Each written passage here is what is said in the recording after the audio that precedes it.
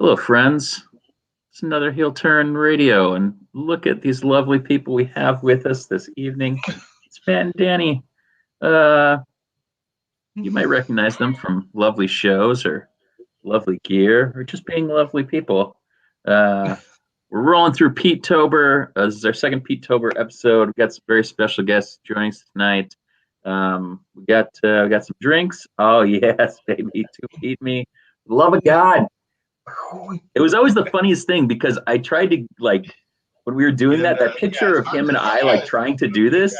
It's basically just the Playboy bunny thing that he did forever, but just a little bit different.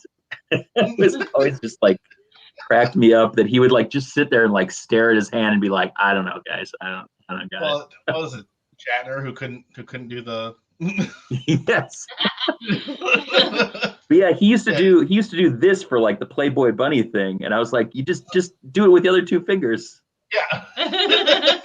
I was like, or just do it like this. I don't give a shit. Yeah, it doesn't matter. It's your thing. Yeah, it's a dumb thing that we made up. So but yeah, we got Matt and Danny in here joining us. Matt, you can find always streaming Tiny Ming Tuesdays on Heel Turn Radio. Sam and Dave, Your King Ginger, they'll be streaming this Tuesday coming up. Just had Eric Aranya on. Yeah, Boss Fight. Yes, was that last week? Nice. Yep, he was our guest a couple days ago. Always fun to have him. Genuine industry dude. Also a heck of a nice guy. So yeah, for sure.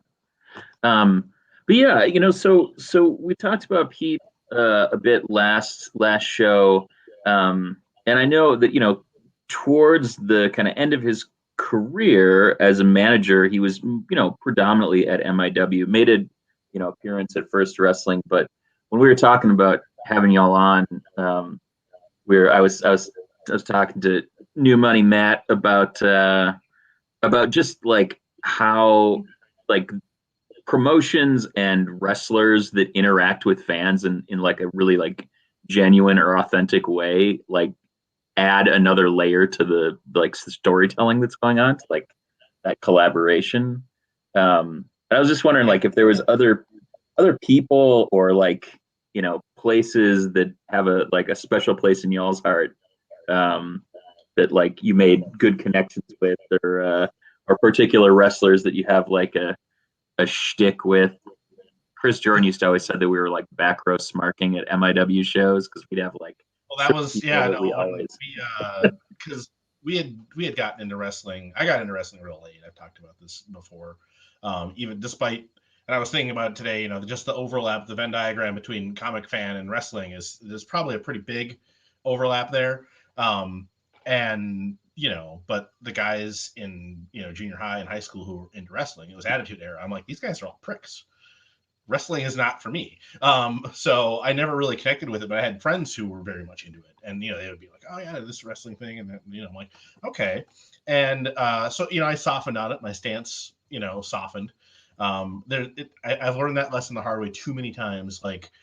Don't let the fans keep you from at least giving something a shot. Yeah. Because I had that, I had a friend who was like, Pink Floyd is the greatest band in the world. It's like, shut up, dude. I don't care. And then I listened to some more Pink Floyd. I'm like, yeah, they're fine. I'm not going to say they're the greatest band in the world. There's some good Pink Floyd songs. I like a lot of Pink Floyd. Same thing with Led Zeppelin, the radio station in St. Cloud, getting let out every night at 9, 3 Led Zeppelin songs in a row. It's like, man, Led Zeppelin, go to hell. So anyway. I make you listen. Well, no, and there's amazing Led Zeppelin songs, but if somebody's forcing it down your throat, you're gonna resist. Yeah. But so it was, way, it was later, and I was like, okay, yeah, there's enough people that I know who are cool, who have very similar tastes and things to me, who like wrestling. And a friend of mine was like, hey, I hear this Lucha Underground thing is really good. I didn't know at the time he hadn't actually watched any of it, but it was on Netflix, and we're like, well, we have Netflix.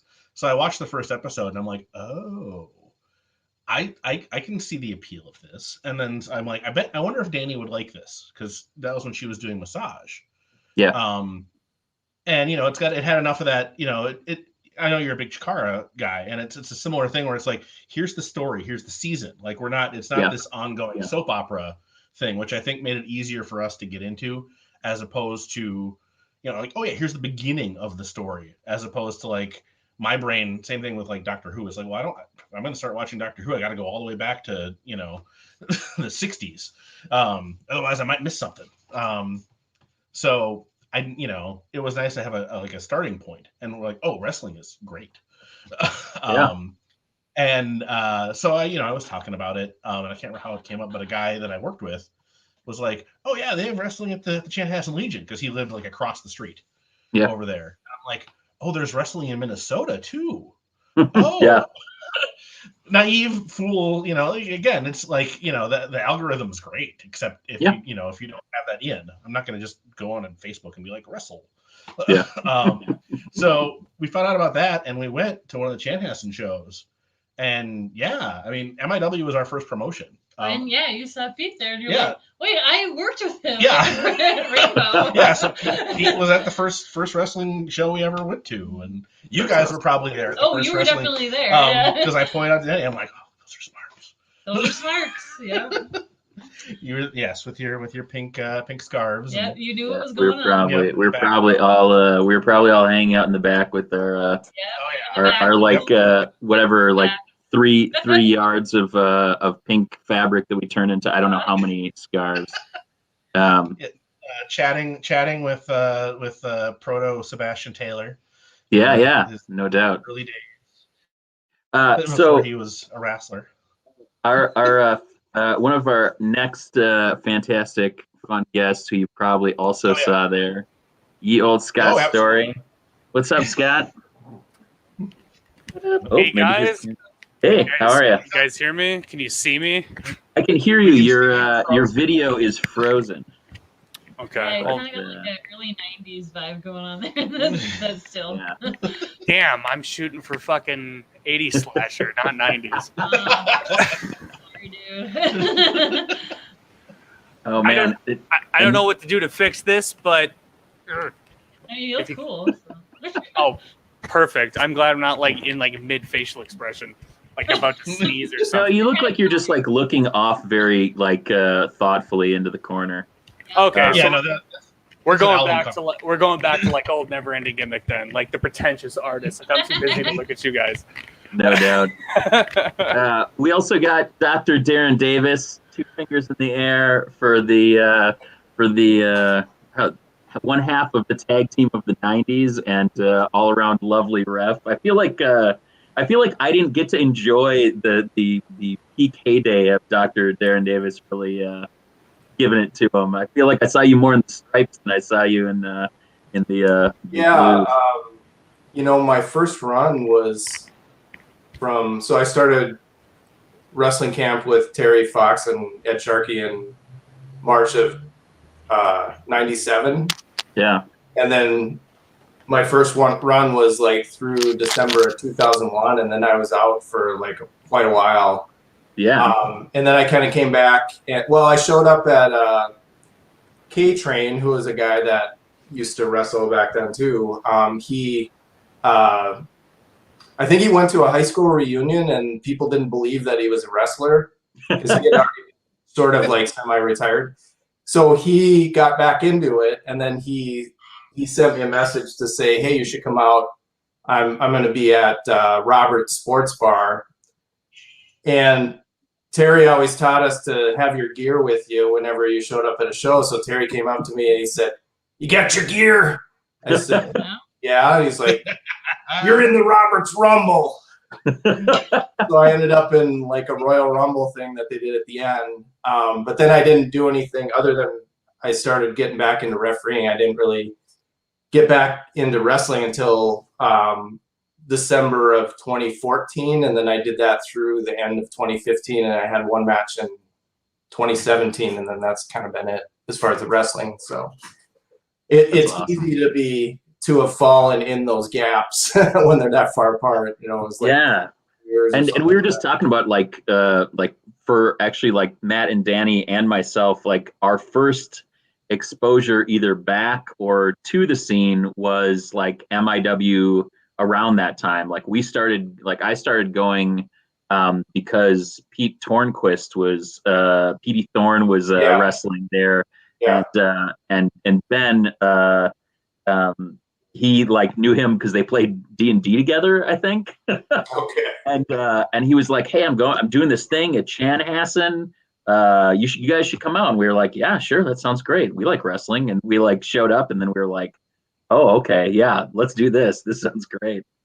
And then Matt like worked with Pete, like showed up and was just like, "Wait a second, I know that guy."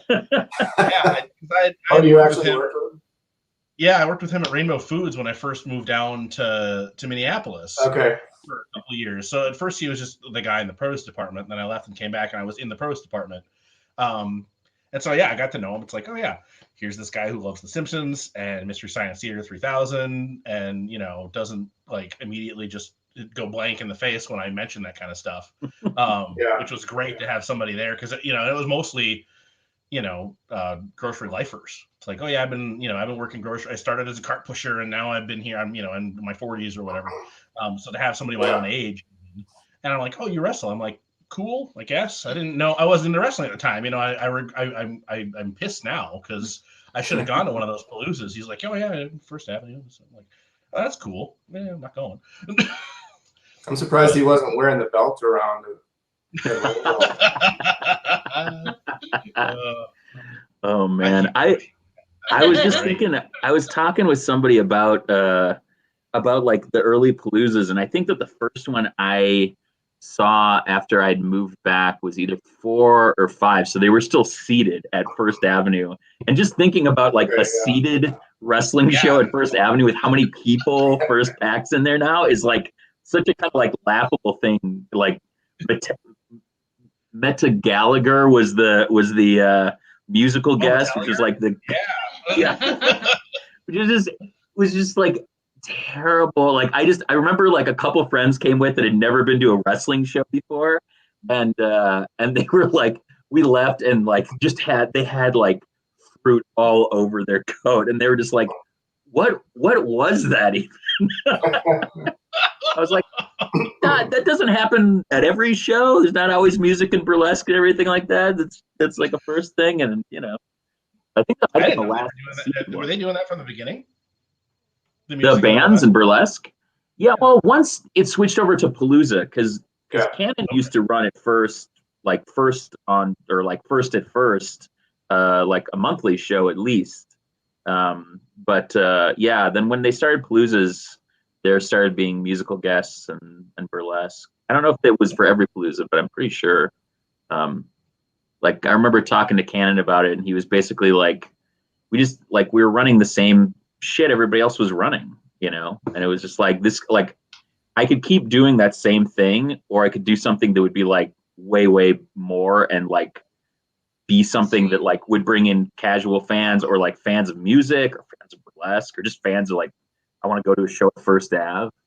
Well, yeah, just see a bunch of different stuff. That was the Pride show they did over the summer. Amazing. Just with the drag and the burlesque and I mean, it all goes so well together. Like it was seamless to me. Yeah, it's a total untapped market, I think. And you were seeing that with the Bush versus Gore and Paris is Bumping and stuff like that too. But the crossover between, I think, the drag scene and the wrestling scene, like there's fans on both sides of that don't know that they would be fans of the other thing. Because the crossover in the just the worlds, I think is there's a lot more in common than not. Yeah. Is Scott back? I don't know. Maybe. Well, we'll add him in. We'll find out. Never kill a horror movie. I can't seem to get my camera. Oh no. We got. Oh. Are you back? Yeah. Audio, you know Scott? what? If I stop messing with stuff, I can at least talk. So I'm sorry, guys. Okay. No. I have a camera and it's right in my face, but my none of my browsers will let me access it. Yeah, no worries. They're like, you got a face made for radio. That's what we always said when we first started Heel Turn Radio. People were like, why aren't you like Heel Turn something else? And we were just like, we got faces for radio. Like the whole video thing only came about because of the pandemic, and we were like, we don't ever get to see our friends. Like we should do something like this. We actually see. I guess it's funny because it's like I've seen you guys a bunch of times. Yeah. So like to me, I'm like, whenever I hear you guys talk, I can see you guys talking even in my mind. Yeah. And I'm like, these guys got faces for camera at least sometimes. Yeah, it's not too bad. It's a Beard's got little enough whiter than beard. it was. He's got enough beard to cover it up. He's good. Yeah, it'll be fine. It'll be fine. He's got more beard than I have. Yeah, well, I mean, I can't go by Scott's story, so I had to go by Beard. It was my second choice after Scott's story, but I'm living with it. It's a better beard, so like you can live with that one, and I'll just be jealous over here with my scarves. Oh man, we were talking. Darren, so you were training with Terry and Eddie, and then Pete started training, but 99. Yeah, let me just. I think So I found Tim Larson used to do a Upper Midwest Wrestling newsletter. Yeah. Like through email back in the 2000s or whatever, and I have the archive of that. And Pete on the website, yeah. Yeah, Pete. He interviewed Pete in August of 2000. Oh shit. And Pete, when did you get in the wrestling business? Started looking in the summer of '98. First checked out Keith Douglas's school, in quotes. You guys probably don't know. Keith Douglas used to promote WTW, World Television Wrestling, until I believe I worked the show that he basically stiffed the guys from Chicago and then just never booked anything again. Yeah. Bill Wasserman, and then he went to one of Sharky's shows. So he says late October '98. First day in camp on November 2nd of '98. Wow. So yeah, there was like around the time I started, it was like me, Robbie, and Mike Thunder, and then there was like Hellraiser Guts and Blood and Primetime, and a couple other guys, and then eventually then Terry moved to a different location, and then we had a bunch of other people coming on. So I think we would have been in St. Louis Park. Yeah. In outside, ring was outside in the summer, in the winter it was in the garage. I remember when you a couple weeks ago I saw that you were watching the Damian Navarro match. Yeah, the first ever him and Hoof. Yeah, that was basically like what Pete looked like when he started camp. Yeah. And so he came in as kind of the skinniest guy there. So then a lot of the guys that have been through camp are like, oh, I got a move that I'm just dying to try, and I don't think I could get it on anybody else, but hey, so then everybody started doing these tilt-a-whirl backbreakers and stuff. And if you look at, I think at least a couple of matches that Pete had with Hoofer, and then a couple that he had with me, we both do those moves because it was like, hey, this is the only guy that I could actually do it on and not screw up. It's like I look like an absolute beast doing this on the smaller dude. Yeah. But I didn't know about any of the PTWF stuff that he'd done before until later, after he had his first few matches and stuff. And then we were, I don't know how I ended up seeing the video, but that stuff was pretty crazy. Yeah, and there's so much of it that got uploaded to YouTube. He and I were talking about trying to digitize a lot of the old tapes, but so much of that ended up getting up to YouTube in the last couple of years, and it's a total hoot to go back from the early ones all the way through towards the end. It's something public television or public access just as a thing just doesn't ever enter the public consciousness. I don't have local cable TV, so it's just not not something I think about. But yeah, it's amazing how much of that they produced too. And they weren't the only one. There was another one because we had our year-end get together at Up Down a couple years ago. Leonard Literacy and a couple of those guys came out, and we went over to the Chinese joint or the Cantonese joint next door, and we were all sitting around, and they were reminiscing about back when Leonard was the Jackal and all of this other stuff, and they're like, oh, you remember Black Widow? And oh yeah, I remember Black Widow. And they were just we lived. There was like 10 of us sitting there, and they were the only two people talking about like all of these like oldster like people that like were public access like icons, and then like when that stopped, it was just like they just either disappeared or like did their own thing, went back to their shoot job. And it was so funny to just like hear all of these people's that I just had never had any idea like how much of that there was. Oh man. Yeah. But Scott, you trained with Terry, right? Yeah. I finished my training with Terry. I started it at Harley Race's place, which was Harley Race was very little hands-on. Let's not talk about that. The entire Scott Story origin story was our episode 60. It was like our 5-year anniversary, and Ben's computer automatically started updating to Windows 10, and it stopped recording, and we lost an entire like 2-parter with like the secret origin of Scott Story. And so if you go back to our archives, there's still no episode 60. Fucking thing. Oh man.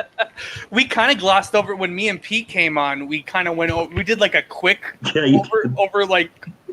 overthrow or whatever, I guess. Yeah.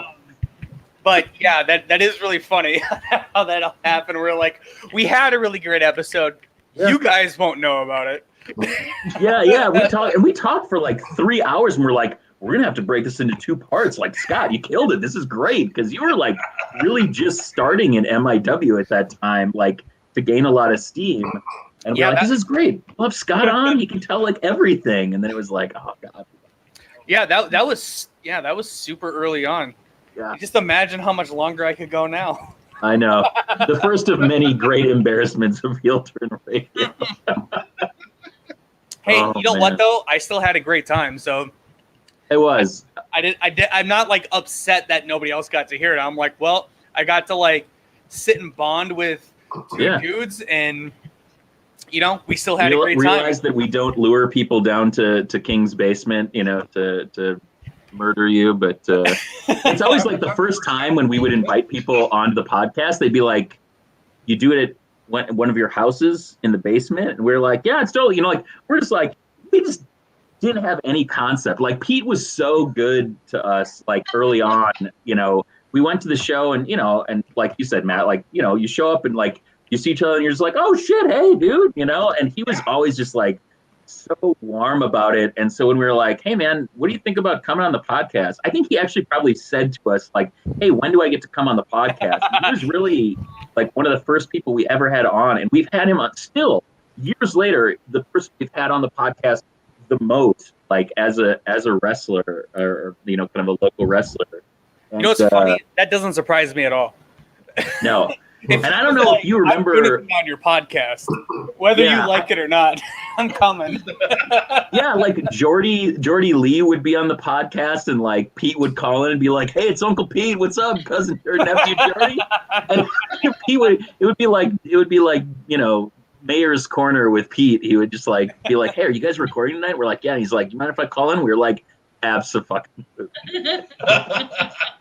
Pete was like, he was always the guy that. It was so strange to me too, because before I even started training way back at Harley's, when I was still in high school, and I was just starting to learn about indie wrestling, like I think the first things I found was the ROH video wires from way back when. Yeah. And I would see guys on there like Aries and Tyler Black, who is obviously now Seth Rollins or whatever. And then like watching Tyler Black do his stuff, I would look him up further, and then that's how I came across First Wrestling. Realized it was in Minneapolis. I'm here in like West Fargo. Started watching because First would upload those like 2-3 minute like previews of all their shows every month. Yeah. And then like I started seeing like Pete Hughes, Chris Jordan, like as the Junk Squad, Cannon Corbin, the other Corbin, the other dudes that don't wrestle anymore, but were in all the First Wrestling videos. The one with like the long blonde hair who had like a short, pudgy little stature, but that dude could backflip about as well as Airwolf can.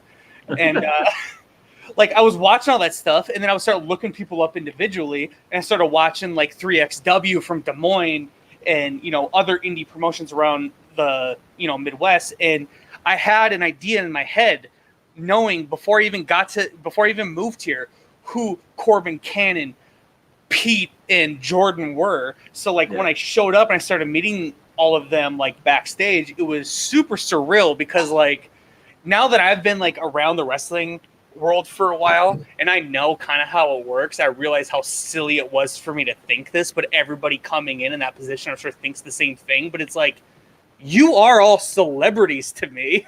Yeah. And I show up and I'm like, Pete Hughes just shaking my hand. Oh, I'm covered in glitter now. What? But it was such a crazy experience for me. But Pete was the most welcoming guy that, I mean, thank God I wanted him to do this, but whether I wanted him to or not, he was going to shove himself into my life, whether I liked it or not. He was like, hey, I like you, and you're going to get to know me real well.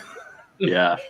But I mean, what was it like early on with the Pete, Darren? Because I mean, you'd been training for a couple of years by the time you met him. I mean, what was the kind of early transition from Ragdoll getting thrown around to him, teaming up with folks? Well, it was probably we had a lot of guys come through the camp, and some of them came for one day, and some of them for 1 week, and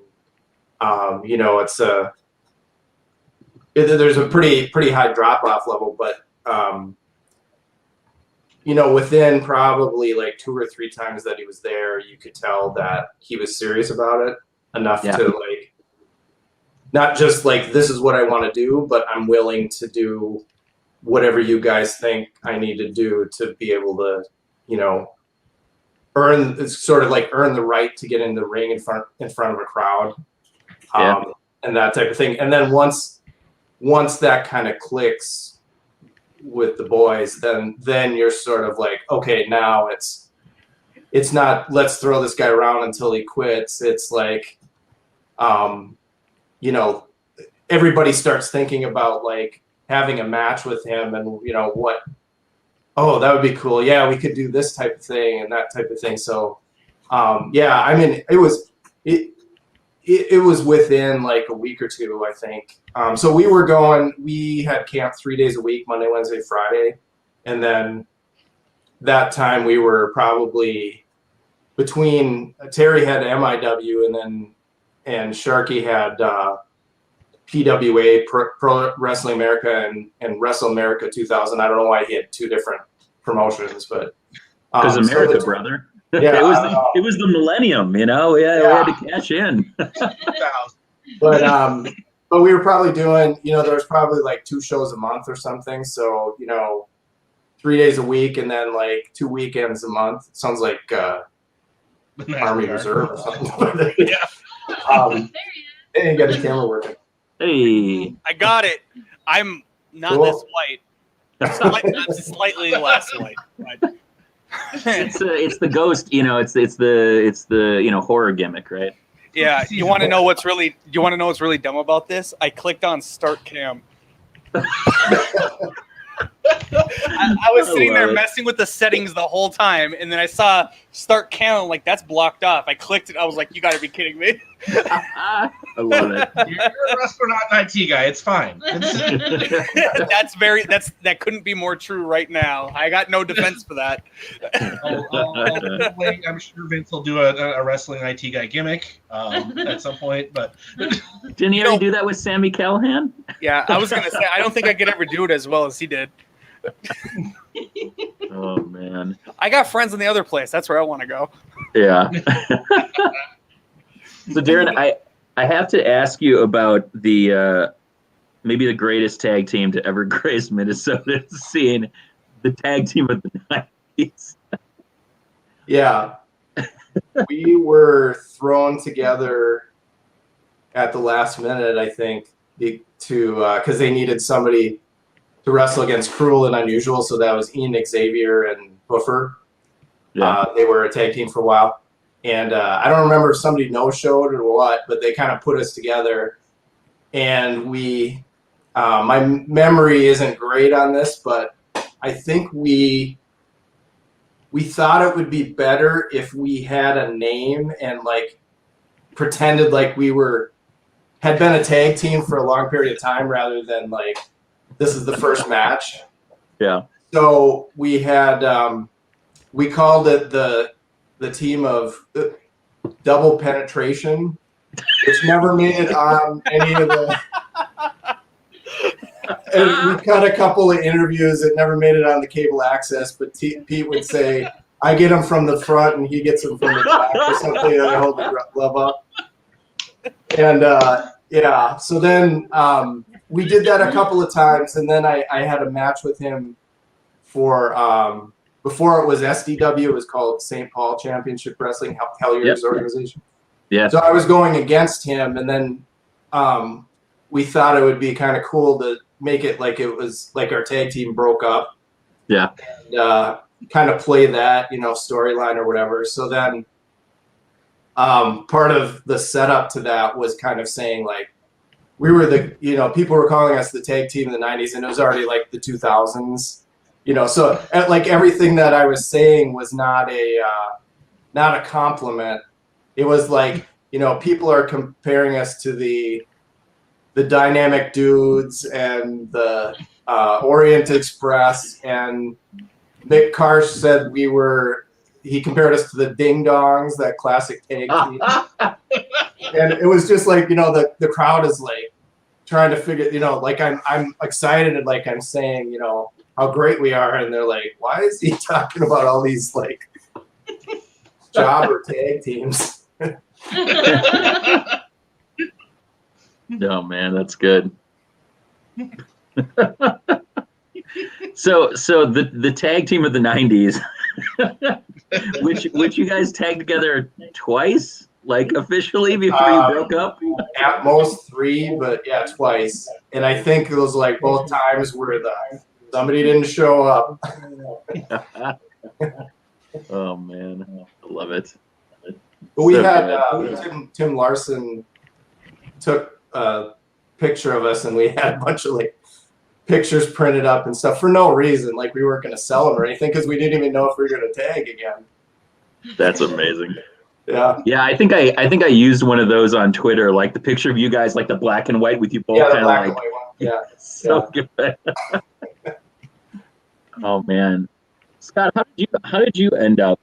Like, I know that Pete retired in 2016, or basically stepped away in 2016, and you were kind of like you were already on the way up. Well, when he and GA got back together, because Junk Squad was broken up, I think, when you started in MIW, right?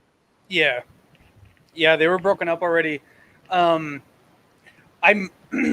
moved here. I moved from Fargo to Minneapolis. It was Black Friday of 2012, and I got my job that I have now, where I was actually able to afford to do what I wanted to do.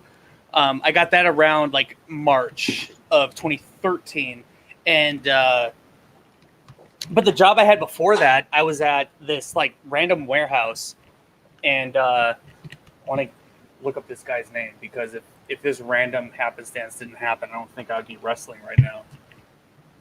Yeah. So I got this placement job at some warehouse that we would like we had like medical supplies that we'd like ship off to hospitals or whatever the hell. And somehow just around like people talking at break and like getting around, I had mentioned that I tried to go be a pro wrestler in Missouri at Harley Races. And his name is Oscar Cecina, and he worked at the same place, and he heard me talking about it, and he was an indie wrestler out in California, and he moved here and then started talking about wrestling. And I asked him, I was like, I moved here completely on impulse, because like when stuff didn't work out at Harley Races, I ran out of money. I moved home really depressed, kind of felt like I put all the chips in this one basket and I got nowhere with it. And when my friends were like, we're moving to Minneapolis, we had a roommate fall out, do you want to move to Minneapolis with us? I was like, okay. I had $150 in my bank account, and I just moved here with no job, with nothing. I'm just like, it can't be worse than Fargo. And for a few months, I was wrong. But, you know, it's kind of like things kind of happen like they're supposed to. I started talking to this guy, and I was like, do you know anybody around here that like does wrestling training? Because like when I was in high school and I was looking up all the wrestling schools, I came across the MPW stuff. Or actually my dad came across it before I did. And he was like, I found this place in Minneapolis, which is, only 4 hours away from where we live. So why don't you check this place out? And I looked into MPW, I started Googling them. And then I came across the most heartbreaking YouTube video I've ever seen. That was MPW's farewell show. And I was like, fuck. But at that point, I was already watching all the first wrestling stuff. And I was like, man, it kind of seems like everybody who's going to get trained there has been trained. So that ultimately, that's why I went to Missouri. But like when I was here, he told me to get in touch with Razzlin' Rick, and I sent him an email, and he sent me, basically the email I sent him was like asking if there's anybody doing any training around here. And he gave me Greg he gave me, it was Greg. He told me it was Lenny Lane. He gave me Lenny Lane's info for primetime wrestling, and then he gave me Terry's info, and I shot off emails to both of them, and a long time went past before I got anything back. But I did get a call back from Greg while I was at the gym doing cardio on the elliptical, and I saw my phone come up, but I didn't answer the call because I'm like, I'm not going to answer. Go, hello? So like, I tried to compose myself and call him back, but then he didn't answer me. But Terry did get back to me. So I got in touch with Terry. I was talking to him about like when we can start. I remember when he actually gave me my phone call to talk about training for real. I was already working at my slushy frozen beverage job that I'm not going to name because they're not sponsoring me for this. So, gotta get paid, baby. Yeah, are you going to give me overtime? If you want to give me overtime, I'll say your name.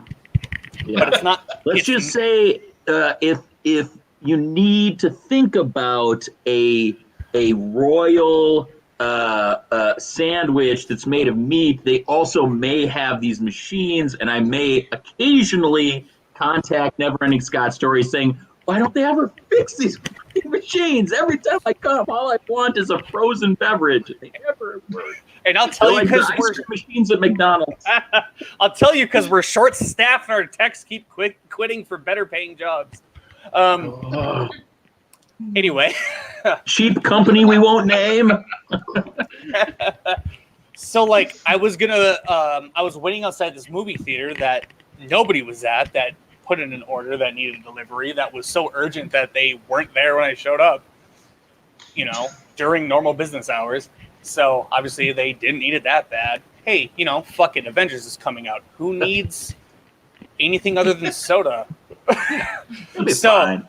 I was on the phone and I already like talked to Terry a little bit in like email and stuff about starting to train, and he was like, listen, I can't train you right now because I don't have any other students and I can't get in the ring with you. So maybe if we wait a whole year, I'll get some students, which did end up happening, being JD Bandit and Rock Solid Ross. But like at the time, there was nobody. But he did say, this was during the summer because I was at the theater because of summer blockbusters. But he's like, we're going to start an MIW season in September, whatever the date was. He's like, why don't you come down and help set up the ring? You can sit and watch the show, talk and meet people, blah, blah, blah. So like I did that, which was, if you know me, insanely out of character for me because I don't do anything by myself. I don't even I don't go inside to fast food restaurants by myself, let alone go to a wrestling show. Anyway, but I did because I was like, you know what? If I don't do this, then everything I did already do would be a failure. So I did go, and I watched a whole. Hold on, I unplugged my headphones. Damn it! I mean, Scott. I didn't plug them in good enough. I can't hear anything. There we go. Okay. My if you didn't notice, my headset's broken. That's why I was wondering if you were just like incredibly fashionable, like ahead of the screen, or. No, I'm incredibly cheap. I have broken headphones. The microphone still works, and I'm using my Apple headphones to plug into the headphone slot. So this is what I'm doing. Put your 20s It's good. So anyway, so like I showed up to the September show. I helped set up the ring. I met Ty Cooper and El Bano. They're the people I talked to, I think, the most at the time because they were there to set up the ring. A lot of the other people, I think if I met them at all, it was more like a handshake and hello kind of thing, which like obviously now I can understand because I mean, random people being at a show, it's just kind of like this kind of happens. So I understand the attitude of like, hey, if you show up again, maybe we'll talk more, you know, not to be like, not to put my nose up at those guys, but fuck them. So, I showed up again and Terry told me to buy a referee shirt. I was like, okay, I'm not trying to be a referee. And he's like, I want to have you refereeing matches so you can see how matches are done. I'm like, you didn't tell me this on the phone. So like, Jason Stern was wrestling there refereeing there. And my referee training. I was like, Jason Stern was was wrestling? Tell me more. No, he definitely wasn't. He was refereeing, and he was like, for how much training I had to go through to be a wrestler, and how much training I've seen other referees now, like Bars and Dan and Matt Slap, like Bierke. Yeah, I was like, whatever name Bierke's going by. Whatever training they went through was obviously a thing that was valuable that they paid for. What I was told, count to 3 and get out of the way and do what they do on TV. And then they're like, you're match 3. So I was like, oh, what? I was like, okay, so like a little bit of backtracking. The only time I had any hint of a referee experience was when I was at Harley's wrestling camp training, and they ran a tag match because, you know, the way they trained was like you go through your drills, do all the stuff, and then they'd like throw together matches, and basically just every day they'd just be like doing a little free indie show in reps, over and over again. Yeah, in Harley's garage, which at the time was it was kind of like the Pro Wrestling Academy, if any of you guys have ever been there, except for the ceiling was about halfway down. So like you could jump and bitch slap the ceiling. And I was refereeing the tag match, and they gave me not as well of an introduction to refereeing as Jason Stern did. So I was just doing literally what I remembered on TV. And it's a tag match, too, on top of that, which, you know, a tiny bit more complicated. So they're doing their shit. I'm just kind of like, oh my God, stop punching him. He's in the corner. 1, 2, 3. Get off him, man. And then like whatever, but like there was a spot at the end of the match. The other guy ran in, and they were thinking we're doing a training match. Nothing really matters. I was thinking I've never refereed before, and I counted to 5. And then I looked at my trainer. I went, I think they're disqualified. So he went ding, ding, ding, ding, ding. This is Leland Race, by the way, who he wrestles as, and put everything to a halt. And he was like, I didn't think this was going to happen today, but this is what's going to happen. We all learned a very valuable lesson from the new guy. Listen to the fucking referee when he's counting. Because I didn't know to do the 1, hey, get off him, I'm in charge, blah, blah, blah, blah, blah, blah, blah.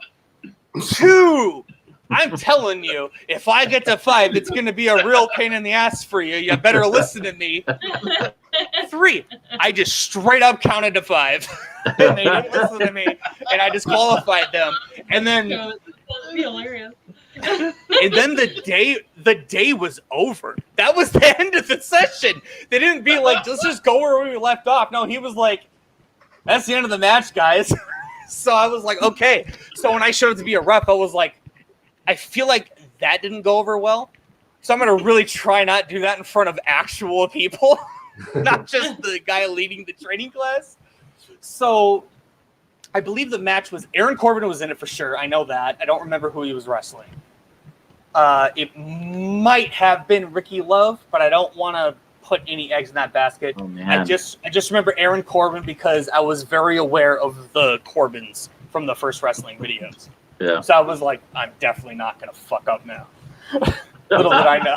Don't fuck up in front of the Corbins. Yeah, I was like, they're not brothers. I could be the next Corbin. I could dye my hair red. I could be the next Corbin. I always thought that there was a missed opportunity. I'm very happy that she's free range Kara now, but I always wanted her to be Erin Corbin, like Erin Corbin when she first started. I was like, it's like when they brought in Molly Holly with I was like, this will be amazing. I think you know what's that was literally in high school. That was a family. They were all redheads, and it was Shaw, Shane, Shayna, Shauna, and there was another one. They were literally that was what they were, and their family had named them. The redhead thing. So it would have fit with the redhead family that all their names are like they follow a storyline. Yeah. Yes. There's Darren, Aaron, and Erin. Yeah.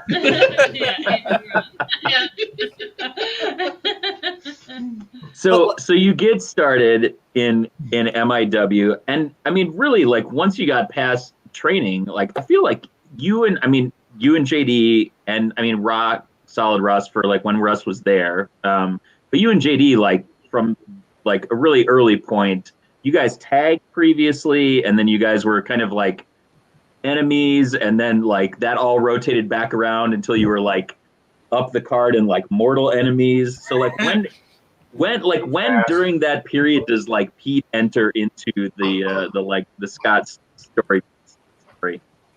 Yeah, So, dude, I fuck you for that name, because every time I want to talk about it, I always end up with that like Austin Powers moment where I have to like give a good pregnant pause. I knew I was onto something with that name because it was my pick name even back in 2011 at Harley's camp. I had to fill out an application and they were like, real name, wrestling name. I was like, I haven't started yet. But like, I was like, well, this is my creative character name. Yeah. So SmackDown versus Raw 2007, Scott Story. It's like the like Spider-Man Doctor Strange, where he's just like, what's your name? He's like, Doctor Strange. Oh, we're using fake names? Yeah, exactly. You know what I really wish I could do is get a copy of all those applications to read everybody's names. Yeah. When I did my tryout at Harley's, there was another Dustin, and he was gonna go by the name Dustin Starr with 2 R's. Because he's always solid. Whenever you're a star, add an extra R. Yeah, just so you know. You're like, then they'll say my name longer. Maybe my career will last longer if I add more consonants. But like, his name was actually Dustin, and I was like, my name's not Dustin. I mean, it is Dustin, but like, I'm using my middle name. And then I'm like, my last name's Story. But that's because I like Story of the Year. I'm not going to tell anybody that. Fuck you, Wayne. That's amazing.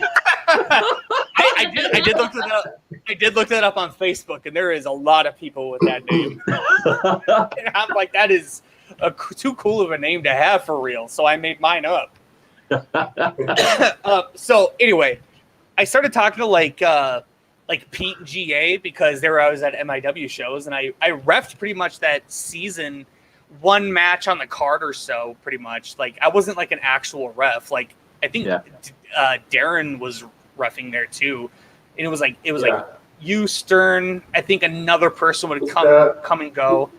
Was Jordan booking then, or was it still Tim Larson? It was still Tim was booking. My first year actually wrestling was the first year Jordan took over. Okay. Which is I'm pretty sure the only reason I was getting paid. Yeah. And like maybe actually got like, if like honestly, there's not enough time for me to say like how much like Pete and Jordan did for me in terms of like developing me as a wrestler. Because like if the things didn't work out the way it did, I don't even think I'd be anywhere close to like what I'm doing now, which like you could arguably be like, you know, I like depending on who you talk to, it's like I feel unaccomplished. I'm sure people are like, you've been on like so many shows, you should be like I'm thankful I'm on all the shows I'm on, but I always want to aim higher. But I do know I would not be doing anything I'm doing now. I wouldn't have any of the confidence I have now if it wasn't for the Junk Squad guys. So like I was doing my reffing stuff and I started talking to like Pete and Jordan, back in the locker room and stuff. And the real moment where I felt like for the first time I was being like included into like the group of people, we were at a Columbia Heights show. And I was just in the locker room. I think I already reffed my match of the night because, I mean, Terry was like, I want to get him in the ring to like watch wrestling get called on the in the moment, but he's not an actual referee, so we'll do one match a night. And it was usually the like 8-minute Banyo Ty Cooper match. So like, randomly, that might have actually been a good idea, just to not get people used to like. Once you actually made your debut, not saying, hey, why is the ref wrestling? Yeah. It's kind of like, hey, this guy's kind of big to be a ref. And then like, oh, I guess it's just that one match. Maybe it was like special referee or something that didn't say anything. Oh, although I can never remember who is the referee that referees for MIW. We used to always like jokingly call him Chesty LaRue because he always had his zipper Jackson. like way down. Jackson. Yeah, Action Jackson. But like eventually like it just like slowly kind of like worked its way down, and I was just like, I think those pants are tighter and his zipper is lower today. I don't know. Can it get lower? I think so, maybe. That was the slow burn of Action Jackson's confidence getting up. Hell yeah, dude! Like. If you're gonna put in the time, like I don't have any problem with that. Jackson, I like a referee with some style, like. Yeah, you know what? Jackson was training with me, Ross, and JD, and along the lines, once we got past like learning how to bump, like putting things together, he started to realize pretty quick that like he really wasn't like cut out to do it. Mm-hmm. And he pulled Terry aside and be like, he basically pulled Terry aside. He's like, I can't do this. I'm going to quit. And Terry's like, you're not going to quit. We're not going to have you be a wrestler, but maybe you can be a referee. And then started having him, like, when we would do our camp matches, Jackson would be reffing those. Yeah. And stuff like that. Clark was really similar. Like, he got to a certain point and he was just kind of like, like, I don't know if this is for me, but like, man, like, I'm so thankful for like the time that like Cannon and Davari and Molly were at the academy with Ken, because I don't know, going through now, some of the people that are going through the academy, I don't know that we would have any more refs. Like, honestly, you know what I'm saying? Like, because I think Cannon and Davari like really took the time to be like, hey, like you still have like a lot of passion about this and you're good. If that's not your calling, that doesn't mean you shouldn't be in the ring. And like, man, like the fact we got Bierke and Dan and Feldman and, I like, there's more now, but I mean, 100%. Clark gets chance when he's not at a fucking, like they're calling him up in the ring to wish him a happy fucking birthday. I mean, I'm pretty sure Clark is the one referee for whatever reason is the only referee that doesn't get booed when he walks out to ref the next day. Mark. Well, let's be honest. Clark has never done some sinister shit. Rob Page has done some sinister shit. Bierke has fucked up and been accused of some sinister shit. I started to realize that I had like my hair's like long and shaggy like it was when I was starting, but like I'd walk out and people were like, 420 reps back. I was like, come on, man. Anyway, Darren, did you get that when you came back? Were people like, why the fuck is Dr. Darren Davis got a ref uniform on? For when I refereed you? Yeah, like when you came back. I mean, it'd been what, like 6-7 years, right? Yeah. I don't know. Like when I came back, so I would show up so that like I usually try to make all of the shows in Chan. And when Tim Larson was still booking, I'd walk in the locker room and say, Pete was always the first guy to get off his chair, come over and shake my hand, how you doing, and all Always. that stuff. And then right after that, Tim would say, "Hey, you want a ref?" I said, "Yeah, sure." He'd grab a ref shirt, throw it at me. I was like, "Okay, thanks." So it was like I didn't even own a ref shirt when I came back and started reffing. It was just like, hey, yeah, every time I show up, Tim throws a shirt at me, and I feel like guilty because his wife is probably washing it, when he gets home. So I'm like, yeah, I should probably buy one. So then I go bought one, and then it was like, yeah, we'll have you ref. Now at that one, they always have Kenny ref a match. So really, like with 5 matches, you don't need 3 refs, 4 refs, whatever. But you get a match. It's like Oprah at MIW. Everybody gets a real match. There were times where I walk in there and there'd be like 5 refs in the locker room. Like, there's like more refs than wrestlers. You can do a whole show with just the refs. We were talking about doing a battle royal of refs just to since we got all the guys there, do it as a dark match or something. But yeah, I think there was a period where it's like people still kind of recognize me, and now it's like most of the time they see me as a ref, but I still get like people in the back or have like the. That's us. Yeah. When you came back, I was like, wait a second, I think that's Dr. Dan Davis. Like, I read the shit out of his blog because I don't know if we ever talked about this, but when Raslin Rick decided that he was going to like hand down, the like Minnesota Pro Wrestling, even though I'm going to retire, he never has, but that's okay. He like handed it down to oh god, I'm totally spacing on his name. John, who like ran at like Minnesota Pro Wrestling.com for a while. Yeah, I know him. And then he was like, I'm super busy. I don't know what's going on. Like, and he reached out to me and was just like, hey, like the heel turn stuff is awesome. Like, I don't have the bandwidth for this right now. Like, and I had started MindyWrestling.com.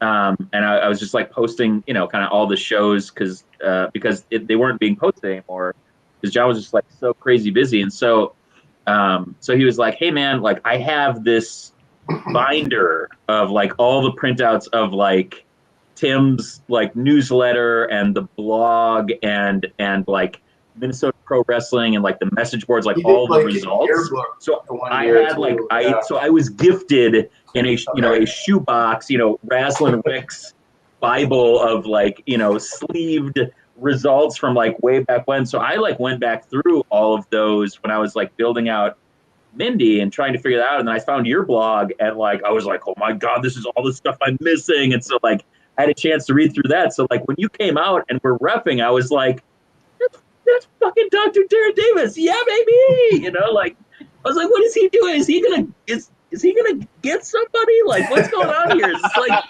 a fucking gimmick? Am I getting worked right now? Like, how long until we see him turn on somebody? Which was like awesome when you came back because you did you jump into a battle royal? Was that how you started like wrestling for that like year and change? No, how I started wrestling was for that in like the end of 2014 was Terry had an idea. So I was like when Scott and Bandit and Ross were at camp down and it was the same location as the first place that Terry had wrestling camp back in like 97. Yeah. So I showed up just to get like I don't know. I was thinking about coming back, but I wasn't sure. And then Terry had an idea that the only belt that Pete never had won was the MIW TV champion that existed back in like the early 2000s. And he got the history wrong, but he said, you were the last champion. So I was thinking of an idea. I didn't tell him that I lost it to K-Train, but it was like he was on a roll, and I'm just yeah. He's like, hey, the old man's on a roll. Let him go. You ref a match at Chan in December, and then Pete will challenge you for the belt, and then he can he wins that belt or whatever. He's the only Grand Slam winner ever. Yeah. So he's the only one that did it. So I was like, oh. Yeah, well, if it's okay with everybody else. So I think they just wanted to do like a quick, like 1 minute match or something. But then I kind of was able to parlay it into a full, because I said like, they were just saying like he challenged me, and then and that was the setup, and I was like, well, if I already have the belt, like what's the incentive for me to wrestle Pete unless he puts his belt up? I mean, it doesn't matter because I'm not going to win, but so then it was like a little more of a like explaining, why I would even get back into it. And then when I got back in the locker room afterward, Rob Justice came up to me and he said, "Hey, I want to work with you on the next show."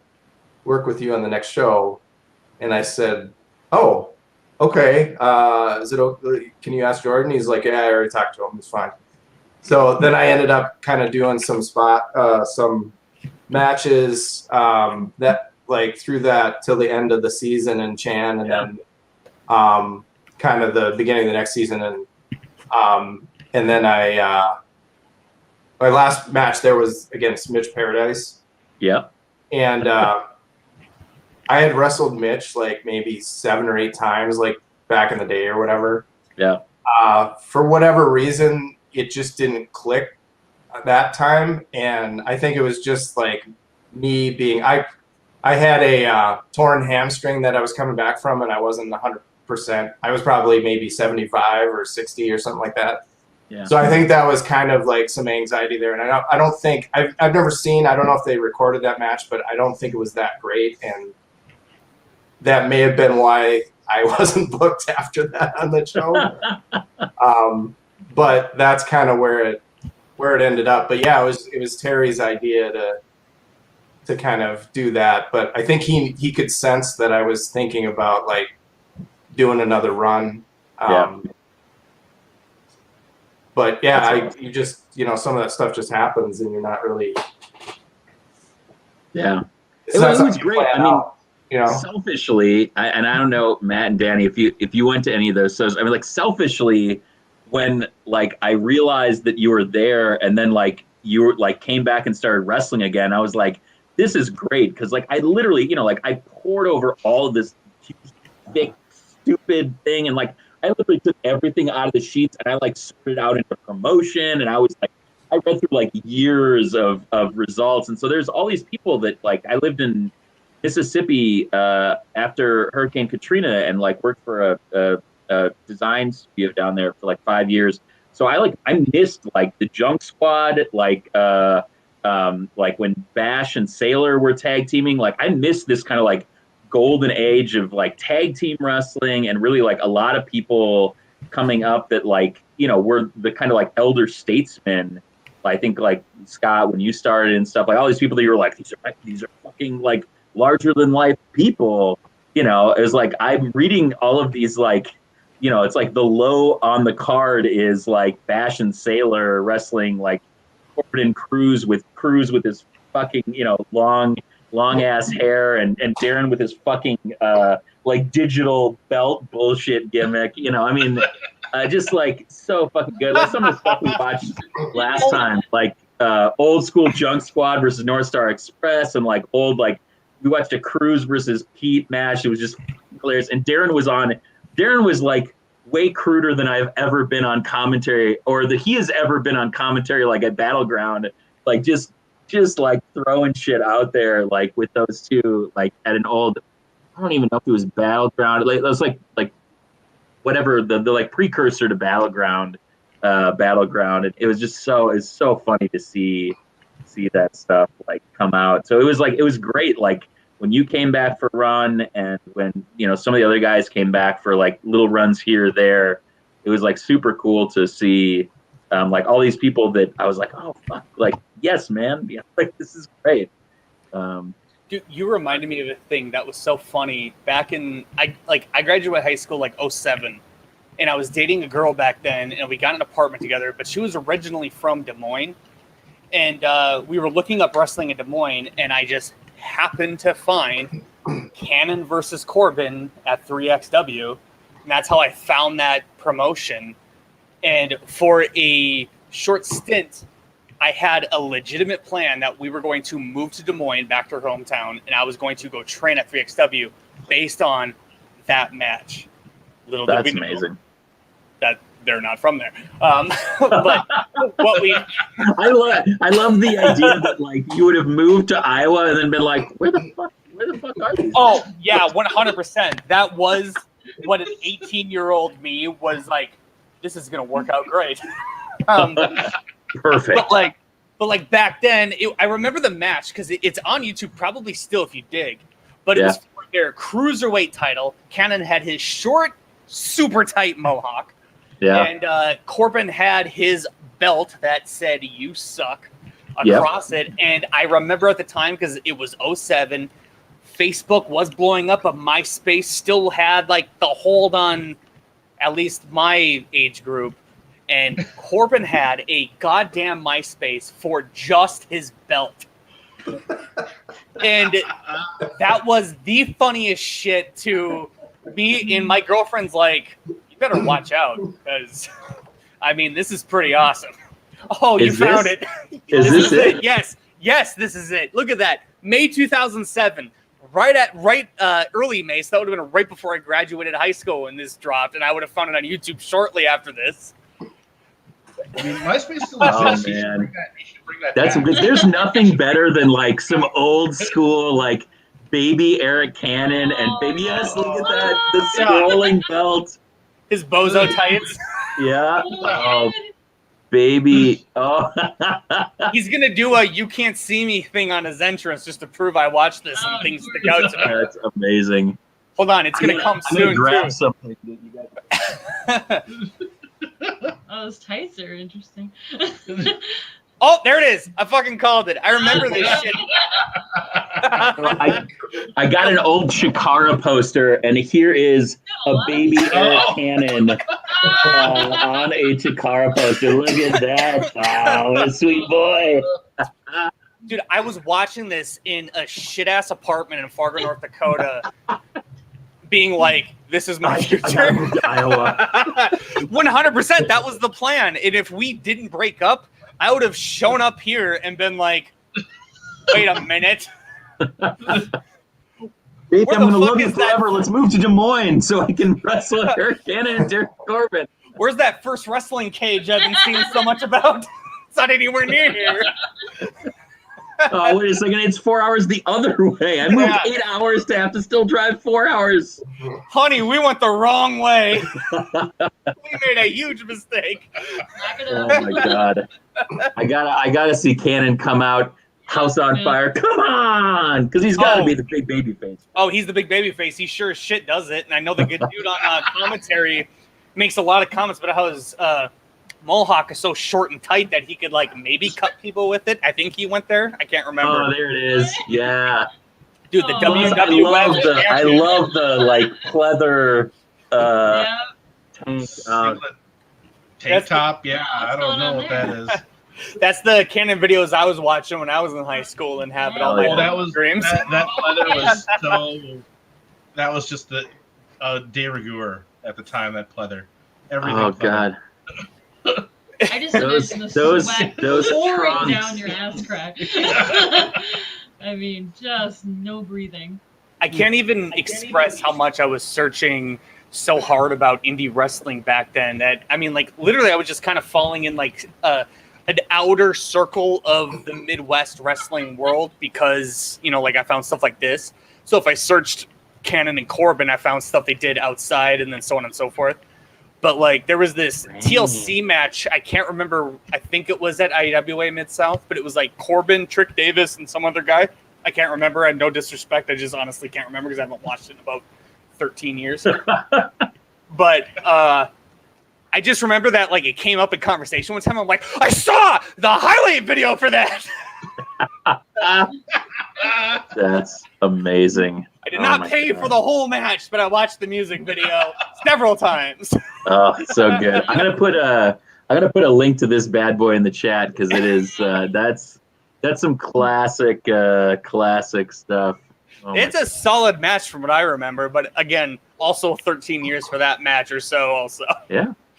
I mean, that's the thing that's kind of amazing about that, and the fact that like Corbin has kept like track of literally every single match he's ever done. Like, you know, like I wonder which number canon matchup this was. You know, crazy.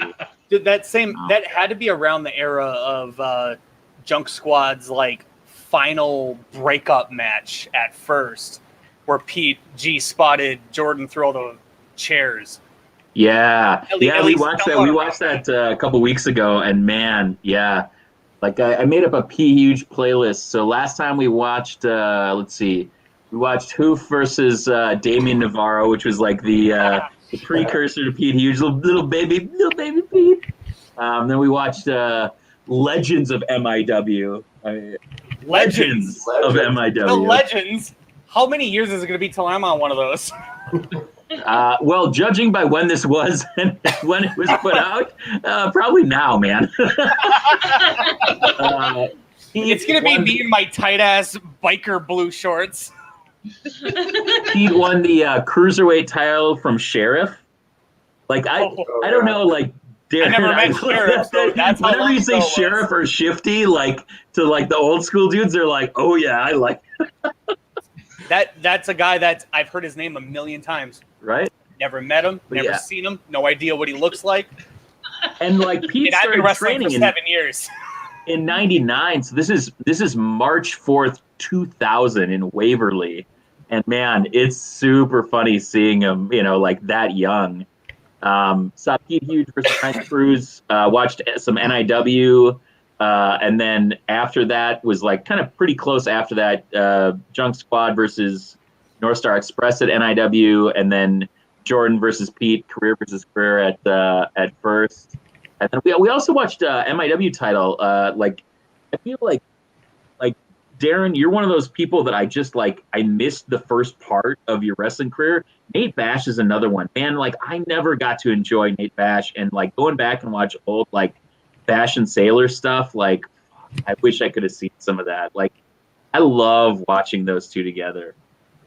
I don't know. I didn't see them work together either. I think When I was first started. kind of that first period where I was out, I was like out. I wasn't really going to the shows or anything, so I kind of missed. I missed like the beginning of a lot of that stuff. The MPW, without getting into too much detail, it was like, you know, Yeah. Eddie and Terry were running the camp. Sheriff and Shifty trained there, and then at some point there was kind of a falling out, I guess, where In Sheriff Minnesota? and Shifty's. What's that? I said in Minnesota? What? Yeah. Wrestling.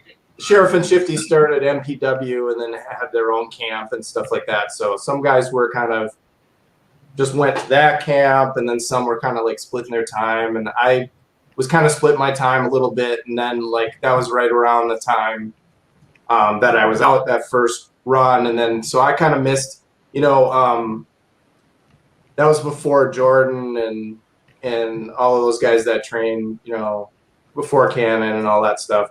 Aries was already training, and then you had Davari was with, you know, Terry and Eddie when he started, and you know, the Mitch Paradise and Black Stallion and, you know, all of those string of guys that were there. But That yeah, was we- my I favorite just- story ever about Mitch is I had a buddy who grew up in Hibbing that saw Mitch, like he graduated high school around the same time as I did in 2000. And he saw Mitch on a show in like right around that time, like right before he graduated high school. And like, you know, I assume that Mitch has looked like a 45-year-old man since he came out of the womb. And so they saw him. And so when I met like my friend Gene and Nick that were from Hibbing, they were just like, oh, we saw that dude like back in like 2000 in Hibbing, like, and he was just the shits. Like I don't like if he was old then, how old is he now? And like when Pete first came, like I think the first time we had Pete on, he was like No, I started training like the same time as Mitch. He was just green as goose shit, but like he looked Yeah. like this like full grown ass man. So he like was up there and he was just like totally fucking green and the shits. And they all thought it's like, oh, it's this old dude. He's coming out to Guns N' Roses. Like, what the fuck is this? So like, I had this like amazing Mitch Paradise story from like when he literally had just started training was like terrible. And like that is like the story that we like when I told that to Mitch, like he just laughed his ass off. You know, it was like such a good thing. Like, cause we mentioned that to Pete. We're like, oh yeah, like we saw Mitch. I was like, how old is Mitch? And he's like, Mitch started when I started. Like that was probably like his first year of wrestling. He probably sucked, but he was trying to go all over Minnesota to like get more reps in. You know. Could you? Yeah. Yeah, the Hibbing High School from whatever. I just want to see. Yeah, God. I would love to see that because it's like when if you say like, oh, this idiot's coming to Guns N' Roses, this is so stupid, and then fast forward, you're like, okay. Yeah. 20 years later. It seems to work out perfectly for Mitch. Yeah, I don't no think shit. he could have come up with a better stick for himself. No. When he shaved his head, which by the way he showed up as a surprise with, Yes. Oh my everybody God. was like, "What did you do?" And he's But like King was was like, this motherfucker looks like Ox Baker. Like this is the best heel move he could have ever made. Like he looks like legitimately when he shaved his mohawk and people were like, oh shit. Like when he came out and decimated people, we were like, oh, he's fucking serious. He shaved his mohawk. Like there's no anti-establishment here. Like he just wants to murder people. Dude, when Mitch had his long hair and his ponytail and he'd show up, he looked like the guy that like you don't want to raise too much of a fuss at the bar because the nice fun guy in the corner might get up and do something. Then he showed up looking like, let's leave this bar. Yeah. Like, we're not going to drink here because I don't want to even look at that guy because he's going to rip my throat out and take a shot from it to Paradise City. Yeah. And like Wayne said, and now we have Paradise City Wrestling, you know? I mean, the Mohawk, the Turkey Hawk is iconic, you know? Yeah, I mean, just when you thought Mitch couldn't look scarier, he shaved his head. It's like, oh my God, he looks like a killer now. Like, right? He looks like the dude that plays Jason if Rob Zombie made a Jason movie. Like the origin story before he drowned, or before he died and came back. Yeah. Not before he drowned, because he was a kid. I'm not going to let the fucking internet commenters be like, story doesn't know his Friday the 13th history? Fuck you, I do. And then he went to space, which is always like our connection. Listen, how can you complain about Jason turning into Super Shredder? That's fun as shit. Can't. People want to call him the kill with the big I always think of the borer like machine that like Krang had that like go down into Earth. It was just that and the kill where it just like slowly rotates. It's one of the Jason. Yeah, dude. I'm not even a horror fan. I am not a horror fan, but I love Jason X like inexplicably. And I will like go toe to toe with people, and they'll start mentioning movies, and I'll be like, no, I've never seen that movie. But Jason X is the greatest. Dude, I'm pretty sure I could be remembering incorrectly, but they're like, did Michael Myers pass Jason for kills now that Halloween Kills came out? It was like Jason X, I'm pretty sure, blew up a planet. Yes. Or at least a major space city, and we're going to talk about who has more kills. I'm sorry that he killed a bunch of firefighters. He has an extra 8 people. Get out of my face with this. Yeah, why didn't you have a hair versus hair match? That would have been. That was the heated debate in the locker room when he showed up abruptly with no hair. It would have been so good. Like that and throw I mean, that would have been perfect. He stomps out after he has. The entirety of Jordan booking MIW was always a goal to build to some sort of hair versus hair match. I loved. I mean, I know that like without pulling back the curtain too much, I love GA's booking, and it's been one of the frustrations like going to MIW like kind of post GA that it just like it feels really samey, you know, like and like I enjoy the shit out of the people that wrestle at MIW, and I like Chanhassen is like one of my favorite like horror stories. It is Jekyll and Hyde, man. That Mine first too. half, the first half, it is ruled by the kids, and the second half, it's ruled by the drunk parents. And like, there's no scarier venue to me in Minnesota outside of when GA runs the nativity show, because the children of the corn there, and we've talked about this, like when the kids turn on you, the kids turn on you. Like when they started pelting you with candy, like I was like, oh my God. We just sat it. We always had the back row because we're like, we don't want to mess with the kids at the church show. Like I wrestled Riley Jackson, I think, at the last church show. And I got straight up, full-fledged, full force, punched in the face by a child, to the point because Jackson was like, I'm gonna grab your arms, let's do the like let the fans hit you, and a kid punched me. And there was a moment of like, I was a couple years in. Jackson was Riley was obviously. I corrected myself. His name's Jackson, but I don't want to get it confused with Action Jackson. Yeah. But he was holding my hands, and I broke out. Not supposed to happen because I saw red. Scott Story, the bad guy, went into the back pocket, and Dustin, the actual real rage monster, was about to murder this child. And I like broke out, and the kid's like. It is like dad soup. I'm like, I'm gonna fuck your dad up.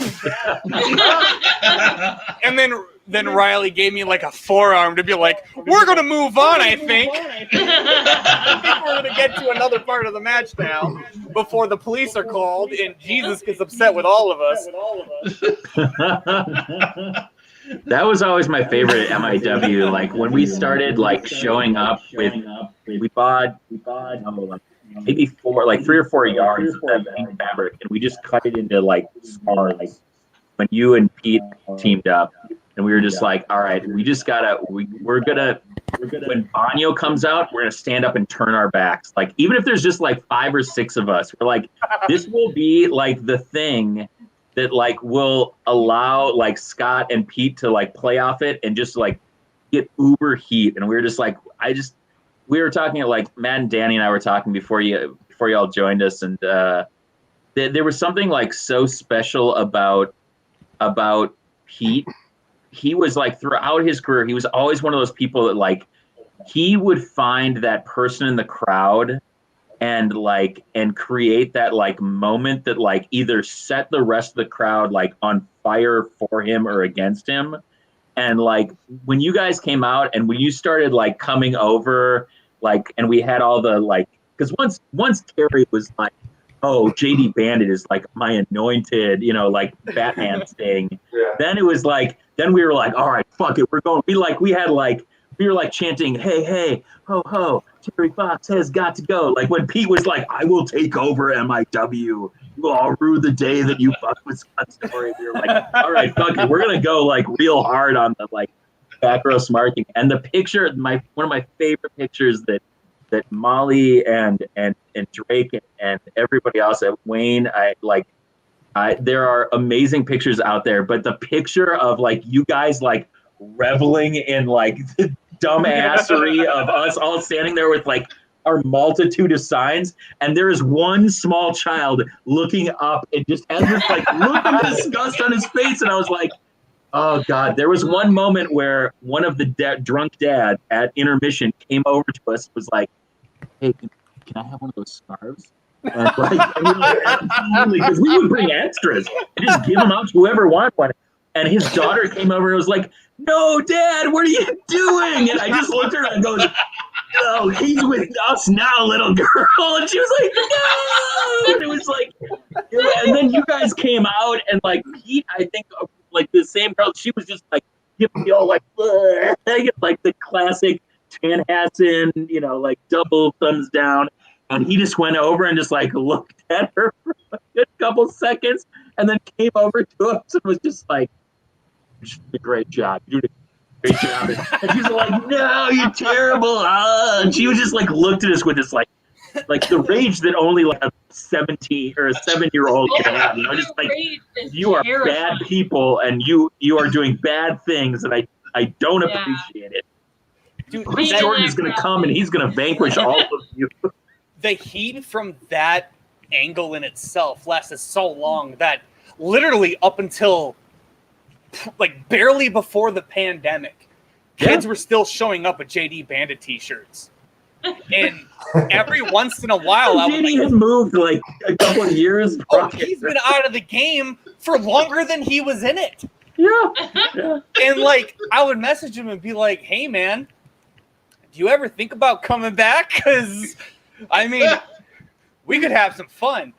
Even like, I think like I gave him a shout out at the MIW show that we did right after Pete passed, when we had an issue with the roster where they were at another show and they were running uncomfortably late. Yeah. To the point where a triple threat was supposed to happen that turned into a match getting called out very abruptly after the singles match that happened that was supposed to be a triple threat. But to buy some time, they came down and they're like, "Hey, Story, do you want to cut a promo?" I was like, "About what?" And they're like, "About Pete." I'm like, "Are you out of your fucking mind? Do you want me to go up there and cut a coherent promo like off the top of my head now?" Which was like 2 weeks. Anyway, so I tried. I did an okay job, but it wasn't Scott Story talking. It was Dustin talking. If I was able to watch my demeanor, I did not make eye contact with anybody in the crowd at all. I stared at the ground. I paced back and forth the entire time.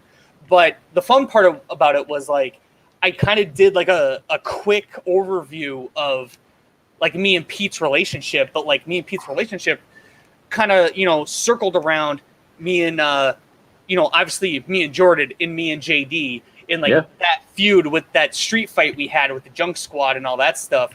But like I said, like, oh yeah, and then me and JD Bandit got a tag team together. Do you guys remember JD Bandit? And he got a pop, and I was like, dude, you need to fucking come back. Because it's the same crew. Like, MIW, God love MIW and Chanhassen, but it's the same motherfuckers every show. And Terry knows he can back that place.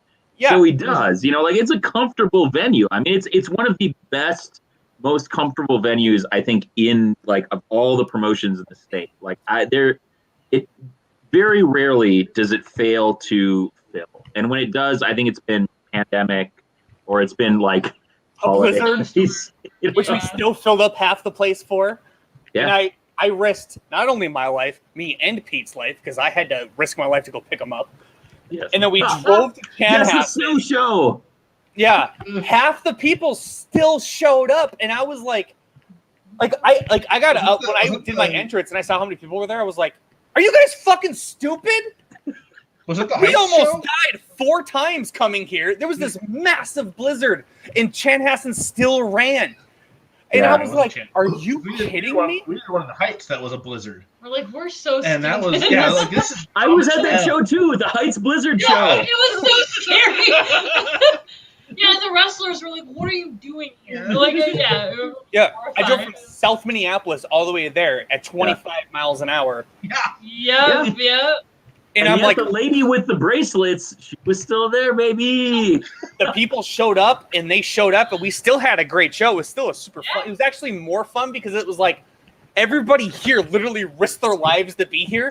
Not only us performers, but the people to watch us. So if you think we're going to go out there and not fucking throw everything against a wall, I mean, we kind of have to, because clearly if we made it here, we're invincible. Yeah. We at least want you to have a great memory when you die on the way home. Which also almost happened several times. Yeah. I feel like wasn't Stonehenge was on that show, and like he got picked up. Like I think Molly picked up a ton of people for that Chanhassen show. I wish I would have known a couple of runs. Yeah. I wish I would have known, because my carpool was me driving further away from Chanhassen or wherever it was to go pick up Pete, and then from Pete's place all the way to the venue. So I had to leave like a half hour earlier than I normally. Well, at that point, it's not normally, because I was picking up Pete pretty regularly. Yeah. I always knew, but I didn't know until the day of. About 4 hours before the show, he's like, "How you getting to the show?" I was like, "Well, I'm driving." He's like, "Did you pick me up?" I'm like, Yeah. I can. I feel like there was a lot of podcast appearances and like the show that y'all had at Grumpy's, like the picture of like Pete trying to do the like 2 thing. Like that picture, like I was like, yeah, man, like, you know, at that point I was really hard into Mindy and I was really like wanting to go to as many shows as I can. And I think that fucking Golden Gate was doing a show before Callisto took over the Piss Palace over on Maria Avenue. Holy shit, and there was Golden going to be a show. And so Pete, like, we were at Grumpy's and like Pete was like, I was like, do you want to go? And he was like, yeah, fuck yeah. And we drove over there and like I didn't realize like Pete's been drinking like the entire Grumpy show. So we're like 3/4 of the way there, and I like look over and Pete's just like and I was like, hey dude, I was like, I'm just gonna drop you off. God. I guess I don't have to get into it, but I wrote enough with Pete to know exactly what you're talking about. I had to stop for gas and he was like, where the fuck are we? I'm like, we're at the gas station, the closest gas station to the Chanhassen Legion, just so you know. So it's been about 5 minutes. I'm gonna go get a Gatorade. Do you want something? He was like, give me a Butterfingers or something. I don't remember what candy bar he said. He like wanted a candy bar, and then he didn't eat it. He already forgot about it before I came back. Yeah, Wayne, right on point. Golden shit. I don't have many interactions with Golden Gate, but I do remember very distinctly because he was bragging about shit that I didn't feel was like worth bragging about, and that's shit I don't forget about. But my first show I ever did was in Schaefer, Minnesota for FLWA, and I was wrestling Pete. And this is a story I told in my impromptu speech where I got to shit on the Honky Tonk Man. It'll make sense in a second. The Honky Tonky Man? Oh. My first show, I was wrestling Pete, and the crowd was about 15 people, and about 12 of them were my friends and family. The rest were the bar staff. And the Honky Tonk Man was that on sounds the like show. the FLWA. It does. And it also sounds like, hey, Honky Tonk Man. Sounds like what happens if you show up on a show with Scott Story. He's going to out-dry you, bitch. Anyway. Honky Scott's Tonk like, maybe Man. I should be charging $40 for a picture and an autographed Yeah. Fucking... There's things that stick out super hard. One of which was the people setting up the spots for the Honky Tonk Man did not understand how the shit was set up in the WWF. Ergo, they went to a pawn shop and bought a real guitar and Oh no. bashed Jared and I were both like, oh no, that's not good. You're getting ahead of me. Bashed the living shit out of a dude. I won't say who it is. The guitar didn't break, but it made a crunch. The that also sounds like FLWA. I hate to say it. Come on, a non-gimmick guitar. Yeah. Very much so. Not a. Oh, you don't want to know how they were gimmicking it? So like they had like a screwdriver and a pliers, and they were digging through the hole in the guitar to get on the inside, and there were like little tiny sticks, for lack of a better term, for support, and they're like, "We'll take these out; it'll be fine." So that's all they did. That is all they fucking did. And this dude took a full-fledged Negan swung guitar like it's your favorite fucking character getting bashed on the top of the head, but with the guitar. And the guitar didn't break. It sounded like it did, but I'm pretty sure that was the skull. And the dude literally was carried back, dragging his toes on the ground to our locker room tent. And I, like, my first show, by the way, nerves, butterflies. I'm about to go wrestle Pete. And this dude gets carried back. I'm like, man, he's committing to the bit. That's awesome. And all he's doing it for is my friends and family. And then they drag him into the locker tent. And I'm like, I don't think anybody can see you. They sit him down, and he's like, I was like, oh, fuck. Oh. And I was like, I knew those little sticks weren't enough to take out. Like, holy shit, you almost killed a guy for my family who didn't give a shit about the honky tonk man. I just love the entire like Scott Story clan hanging out at Perkins afterwards, being like, "Oh man, the honky tonk man is still legit AF." You want to know what really happened? It wasn't a Perkins. It was my parents went back to the hotel, and I got super drunk with my friends, and all of us just literally said, Jeff Jarrett would have broke that guitar. And I was like, yeah, that fucking Slapnuts can't do shit. I was gonna say, Scott, if you don't make a Slapnuts reference, you lose all of your street cred. I was a WCW kid to the fucking bitter end. And I said that on the internet now, so I guess WWE is never going to be a choice. Sorry. When I was doing college visits, I was down in Chicago visiting colleges when they had the like Shane McMahon buys WCW Nitro, and I was like, we were going to go out to dinner, and I was like, I went down with my dad, and I was like, Dad, can we watch this? And we literally like sat in the hotel room and watched the Nitro where Shane buys it. We didn't go out to dinner till like 9 p.m. because I was like, it's the last fucking Nitro, oh my god, you know. And we were like, my dad was like totally good sport about it, because like he and I had watched like like WWF like Superstars like Saturday morning, you know, like I had the like rock and wrestling sheets when I was a kid, and so he was like, yeah, sure, yeah, let's watch this shit, you know. It's just like, yeah. Dude, I was such a mark. The one and only Kid Rock album I ever bought in my life was because of Jeff Jarrett. Okay, so now that's a deep fucking Jeff Jarrett Kid Rock cut. Yeah, because that's fucking Russo era shit, and I was still hanging on. Yeah, I'd flip between. Yeah, I'd watch SmackDown because Thunder got fucking cold feet and moved to Wednesdays. Yeah. I was already like, dude, the Hardys are the shit, but Diamond Dallas Page, you son of a bitch, I love you. I was all about Diamond Dallas Page. That might be like the most 90s thing I've ever heard said on this podcast, and that's saying something. That is saying something.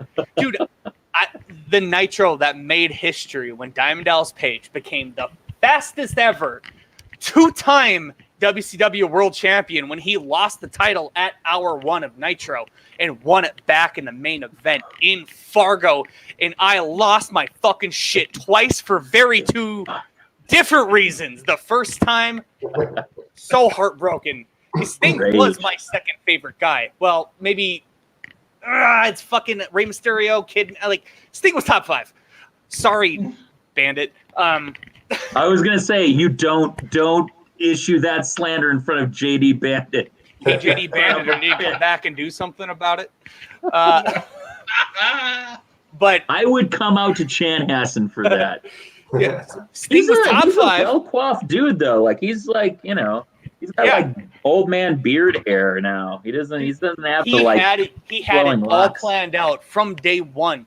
He was like, he had the hair grown out because he likes Sting. He started dabbling in the face paint even before I did my emo shit. I paint my eyes so they're black in the Jason mask, and when I take it off and I wipe off at the end of the match, I put my beanie on and look like this. I literally had Chris Huffman walk up to me and go, I like how at the end of a show you look like you just got done playing at a post-hardcore show. And I'm like, damn, I got nothing. Yeah, because you got me. That's true story. But like, Sting top 5, I just can't. The fucking Filthy Animals, man. I can't give it to you. I got Diamond Dallas Page, who was the New Jersey Stone Cold Steve Austin, so how can you fuck with that? And then you had the Filthy Animals, who were baller as shit. Dude, you know what? Fuck NWO, fuck DX. I will die on this hill. The Filthy Animals are the best faction of all time. And if you want to fuck with that, you can take your DX little fucking screen edited intro where the X's go, and then they put their little fucking shitty WWF pepper on top of NWOs, and they're like, it's black and white now. They had the fucking curtain. They had the fucking curtain up with the flash where their silhouette stayed on the goddamn curtain, and then fireworks and it broke down you into fucking K-Dog's rap song? Are you getting the fuck out of my face yet? You had Billy Kidman. This is the Scott story I always wanted to have. You got Billy Kidman in his motherfucking trailer trash looking gear. I'm from the trailer park, I can say that. But wearing knee pads. Knee pads with his jorts, just like John Cena. And John Cena follows that. Yeah, John Cena was copying Billy Kidman. Brock Lesnar tried once, and you know what I mean. WrestleMania 19. Fucking K-Dog with his camouflage fisherman's hat, and then Rey Mysterio Jr. Vince. No mask. No mask. They blurted out in his fucking 619 2007 documentary like we didn't watch him on Nitro 2 years prior. I got my time frame wrong. 2003 documentary, 2 years prior, 2001. Don't at me. And Rey Mysterio looking like he's fucking 13, which is hilarious when they did the Eddie's Dominic's real dad. He looks exactly like Ray did. We know what he fucking looks like. We just saw it. I didn't even get out of high school yet before you ran this angle. You think my memory is that short? But Rey Mysterio had devil horns. He spirit gum to his forehead and looked like a fucking baller with the No Limit Soldiers feuding with ICP and the Misfits.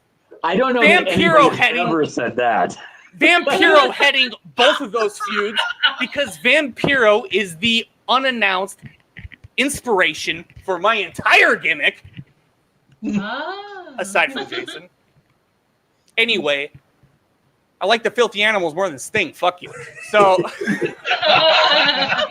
I think I got. I'm literally going to have to contact JD Bandit and have like a Scott Story JD Bandit off, and I'm gonna love it every minute of it. Sting is a solid 5, 6, or 7 behind whoever's in the Filthy Animals in what era. Sorry, the Juice gets a fucking pass, man. He's gonna go past fucking Sting.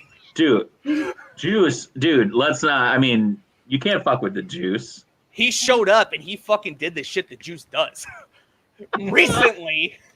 And this thing's just over here pretending he's Negan dressed like the Crow. Get the fuck out of here. I love Sting though. So like, no hate. I love Sting and Darby. That's fun. Sting's one of the legends, but I like Diamond Dallas Page and the Filthy Animals. What the fuck. Sting was fun too. I liked his. I like when he was doing his shit with Vampiro and he pretended to jump off while he was on fire. That stunt guy though. This took a fucking turn. What? That stunt guy might be like my 6th favorite wrestler. I don't know what to tell you. All right, so I have to go back. I have to go back to it because I feel like I said this 45 minutes ago. So how did you and Pete end up getting hooked up? Like we ended up with he's getting to that. Fuck you, okay? The Juice and fucking Rey Mysterio Jr. Like I just imagine after all this, you're gonna be just like, oh well, Terry was just like, yeah, like you guys should be together or whatever. Like, like you have blue and he has pink, and like maybe you could wear some pink or something, and like some Russian's I'm gonna fall in a parking lot, and like we'll just which was, by the way, my favorite thing when that got turned into an ankle. Terry like falling in the parking lot, and then like Stonehenge was like this like Russian interference. I don't know how that whole Russian story got started, but I ate that shit up. The Russian interference because we never saw it. What are you talking and about? Pete was just like, yeah, the Russians are interfering. Like, just totally took the like whole Trump thing. It was just like, yeah, the Russians are doing it. Like, it wasn't us. We couldn't have possibly done it. The Russians attacked. If there's anything you can say about Trump and me and Pete that we had in common is like neither of us saw the Russian interference. No.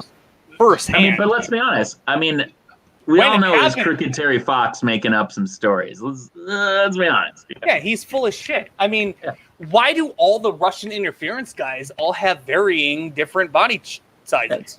I mean, same mask, different body type. Come on. Yeah, I mean, it's ridiculous. It's very obviously just an act of individuals' free will that share a mask. Yeah. Fake news. and that are very supportive of our cause. And they're like, we got a red mask. Yeah, there's Russian shit on it, but it's from like 30 years ago. So like, it's obviously not now Russia.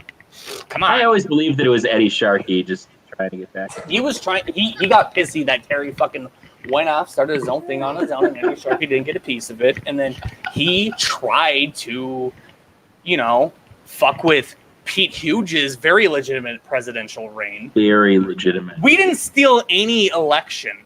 I legitimately beat the living shit out of El Bano in the middle of that ring. And the ref went down a little bit. But, that's his problem. He should have been on top of his game. The greatest, as Pete said, the greatest 2 out of 3 falls margin ever, which is always my favorite line. It's like 2-0. There's never been another 2-0 best 2 out of 3 falls. It was so preposterous, and so every time he said that, I popped so huge. It was a clean sweep. I mean, it was cut and dry. I mean, there's literally no argument against what we did. Terry is just bitter. Well, not anymore because I'm a good guy now. But Terry was bitter back then, but he's come around, and now I'm we're buds now, so it's all good. Yeah, Wayne said, "Love that Pete did the Trump gimmick, but hated Trump." The fact that he latched onto that, but just hated that man. And we showed the press conferences that y'all did in the basement, and the fucking flag fell down. I know, and then you picked it up and you were just holding it in the background behind Pete, and I just when we were watching that, we were dying. And then when he did the that was the live press conference. He was like, "Hey, I'm gonna do this thing." We talked about, because we had said hey, you should do this on Facebook Live, or you should do something that's the post presser, total shitty Trump stuff. And we were sitting at Perkins, and we got a notification, and we started watching it, and we popped huge because someone was sitting in the audience, was heel turn radio, and then asked a question, and then they said, I can't remember what the other one they said was. And Pete was like, no, fake news. That's a fake news agency. I'm not even going to answer a question from you. And we were we're sitting there eating our late night apps, popping. We're oh my God, Pete. I had one of my buddies watching that live. When that flag fell, there was a real choice. I was like, I could go for some real heat here, or the Legion, I could not get murdered. So I opted to hold the flag up, but my first instinct, sorry, America, was to go, just toss it over the thing, because it fell. There were so many things that we talked about doing. Do you remember when we made El Bano sing the national anthem? Yes. When we were downstairs, we're going to go do it. I looked at Pete, and I'm like, should I take a knee? I'm going to take a knee. I think I'm going to take a knee. And he was like, I love that idea, but I think we shouldn't do that. I was like, you might not make it out of Channel Live. Yeah. He's like, we still have to walk back to the car. You'd be amazed at some confrontations that have happened out there. Usually it's drunk people be like, you're a piece of shit, but you're good at it. And I'm like, thank you, I think. Yeah, people got angry at us when we were walking out. It was kind of friends, we love a beautiful wrestler and a beautiful advocate for that wrestler. I'm sorry if you can't get on board with, There was so many little things that we wanted to do that either one of us or more likely somebody else would be like, don't do that. That's gonna be Wayne is. Wayne, I was like, Wayne, I agree. But he's paying the name. There were definitely times where we'd be like, I got an idea, and they're like, that's a good idea if this was just televised. Yeah. You're not going to see, if we weren't going to be into a 3-hour-long crowd of drinking hard and hating you, probably don't do this. Yeah, the Mr. Hyde half of the MIW shows. Yeah. If you work at the end, you're going to get more heated reactions. I was about to say the best reactions, but it really depends on what side of the coin you're on. Because I've been at shows where people wanted me dead multiple times, but the show where I literally stole the championship away from JD Bandit, there was literally a "Thank you, Pete" chant happening, and I know why, because this was one booking mistake I think GA did, is that he had JD Bandit beat him. Yeah. Because it was him, Dawson, that. and GA, and that crowd was so fucking hot for GA. He was the John Cena there. Oh, dude, GA could do no wrong. GA was like, even when he did do wrong against me and Bandit, they still fucking cheered for him when we were the good guys. Yeah. GA is GA was like the Shawn Michaels of MIW, right? Yeah, the kids absolutely. Thought he was cool as hell. The men wanted to be him, and the women wanted to be with him.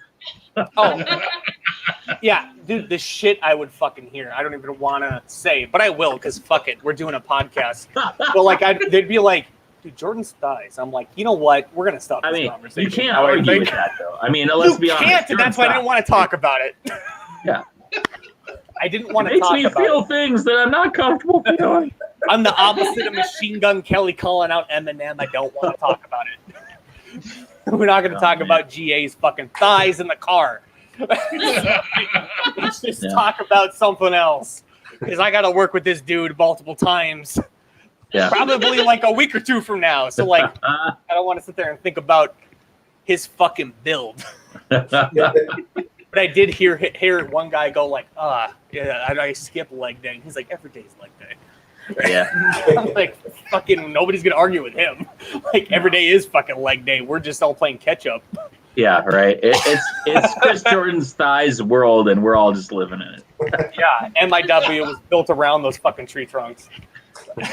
The foundation of MIW is Chris Jordan's thighs. That I need on a shirt. I can't remember if Bandit actually got the win over Dawson or GA, but the crowd was so 100%. Like, they were very pro Bandit in any other circumstance. Yeah. But when GA's in the ring, nobody is pro you. I mean, it's New Japan, right? There's a spectrum, right? Like, if Suzuki-gun is going against Chaos, Chaos is the face. But if Chaos is going against New Japan, then Chaos is the heel. There's definitely a spectrum of who is good and who is bad in MIW. And GA was, But we stole the belt off JD fresh off of not JD winning, but GA not winning. So losing. They were pissed.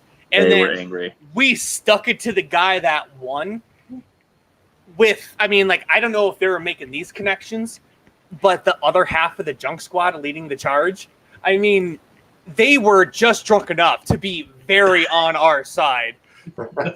Yes, no doubt. Because they booed the living shit out of me when I got that alternate championship. That was a fantasy football championship we borrowed from my buddy. That we just put electrical tape over all the fucking fantasy football marks. Oh, it was and then so wrote good. in Sharpie alternate champion. And then I held both belts up at the end. Yeah. At the end of the show, though, the heat was non-existent. You would have thought I was the baby face in the goddamn show.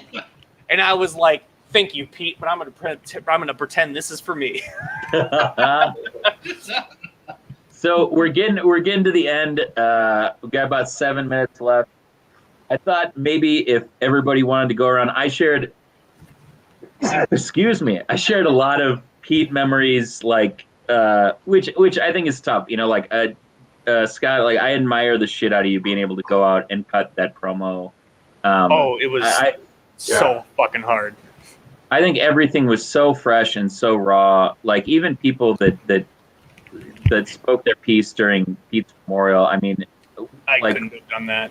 What an amazing testament to a dude who just I think everybody said first person up or first person that saw you coming back. And he was the dude who was always happy to see people who loved wrestling and loved people who loved to be there. And it was always, like I said, from the very beginning to even now, years later, with all the, picking Pete up to come up, it was hard to get shit together during the pandemic and everything else, but like still, like Pete has been on more than any other time because like the dude just loved like people loving wrestling, and it was one of those things. So I thought maybe like if we wanted to share something to kind of like go out, if we had like a favorite Pete memory or just like some story we wanted to share for you all, because like I overshared during the last one watching all those matches, but yeah, I don't know if anybody wants to kick it off. I thought it'd be fun to kind of like wrap up with that. I can go. Yeah. Like when I like showed up and I like looked at all these people as like larger than life celebrities because I've been watching them online for, like 5 years at that point. Like Pete was definitely one of the first guys to come up and just take that like illusion away and make me feel like I was part of like the family, part of the group, part of the boys, or however you want to say it. Yeah. But like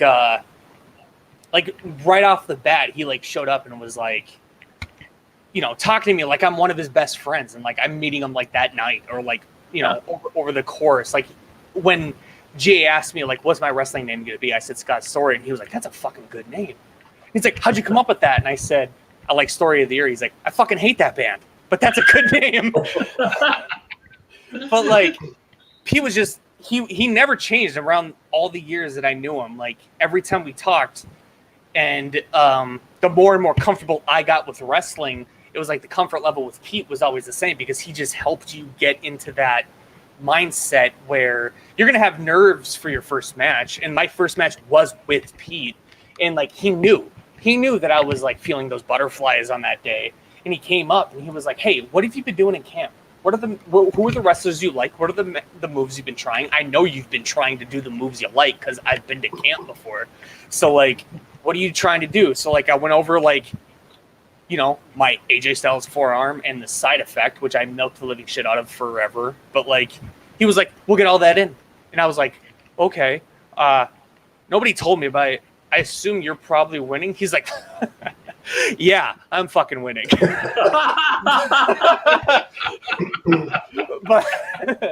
but like, it was like such a fun match. And literally the thing he said to me at the end of my match as his like main critique was to not smile so much or laugh so much, but he was so fucking funny in the moment that like it was hard for me, especially that early on. Like maybe I could hold it together now, but he was so fucking funny that I couldn't pretend he wasn't.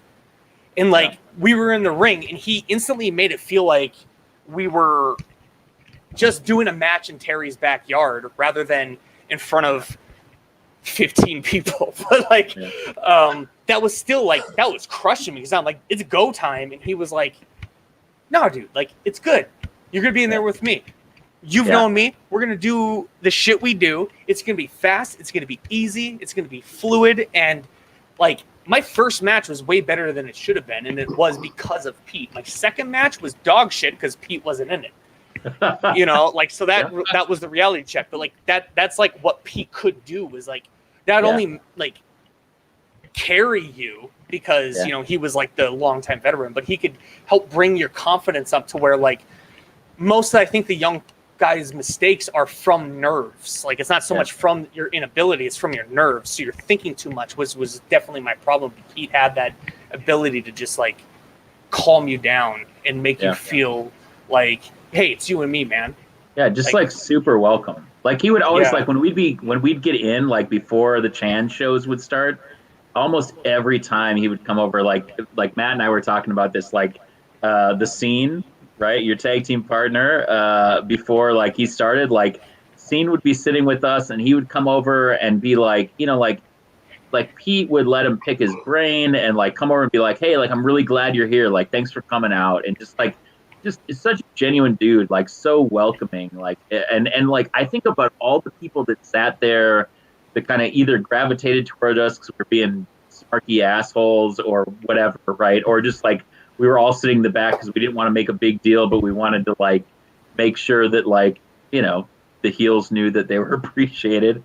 And I think, we ended up sitting there, and it was really fun to always like sit there and see like as more and more of the young guys that were getting into the academy were coming to the shows and kind of like hanging out, and we were all kind of like hanging out in a group. Like he was always the first person to come out and like say like, hey, like thanks for coming, like super good to see you guys and like get to know people. And it was.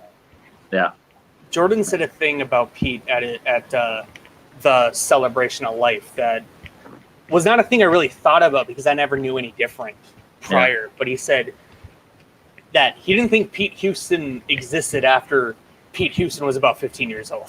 Then it was Pete Huge from then on. Like he was Pete Huge in the ring, he was Pete Huge out of the ring.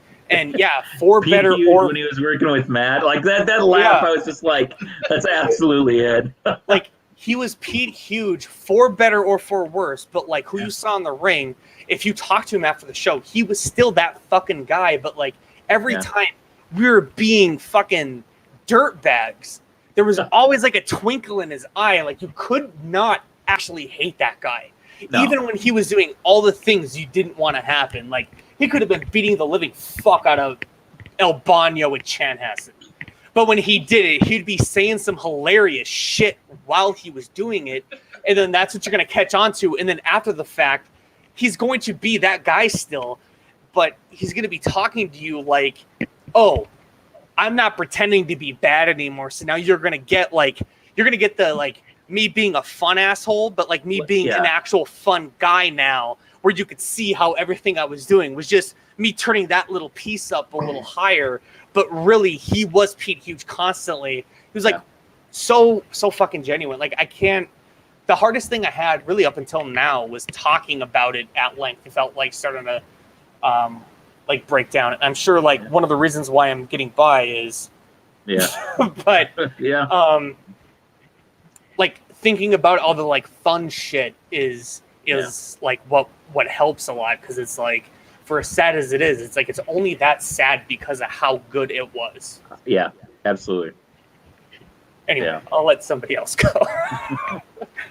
Yeah, I mean the thing that you said about welcoming in the locker room, and then when I did come back for that battle royal, Pete was in the battle royal, and I was kind of nervous about like, oh geez, I didn't, I just kind of showed up at the show. I wasn't planning to do anything. I was like, what if I screw something up? And he's like calming me down. And he's like, he was super happy to see me like putting my gear on. It was just like, I'm glad somebody's excited about it because I'm a little nervous here. And he's like, hey, let's work out a spot. It's a Royal Rumble type situation, and we're not all in there at the same time. We'll wait till it gets down to maybe like 4 people if we're still in there or whatever, and we'll do some stuff there. And Rob Thunder did that too a little bit with me. He was there. But then like the 2014 when I came back, it was a similar thing. He's like, hey, do you still do that vertical suplex?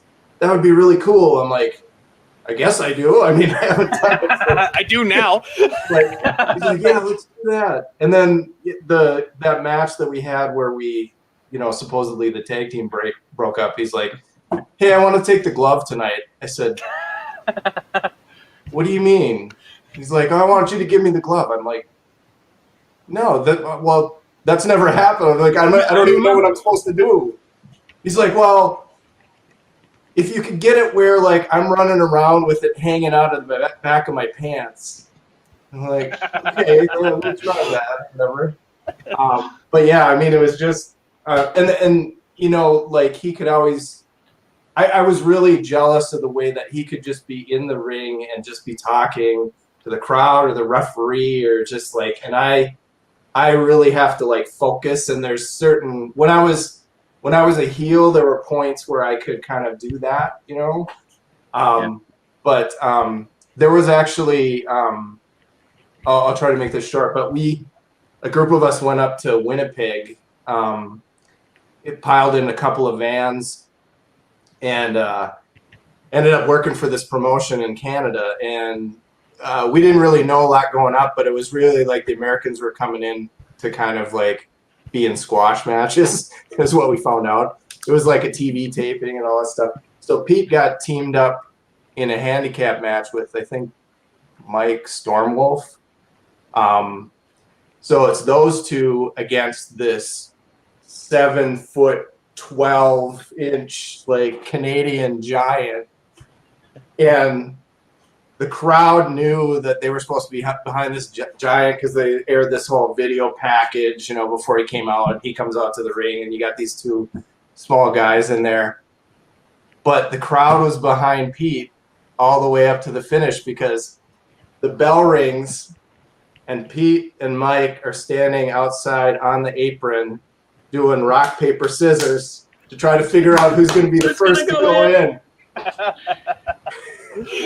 And that wasn't the promoter, that wasn't Mike, that was Pete that came up. Totally him. He and GA would do that sometimes too. I watched a bunch of old Junk Squad stuff.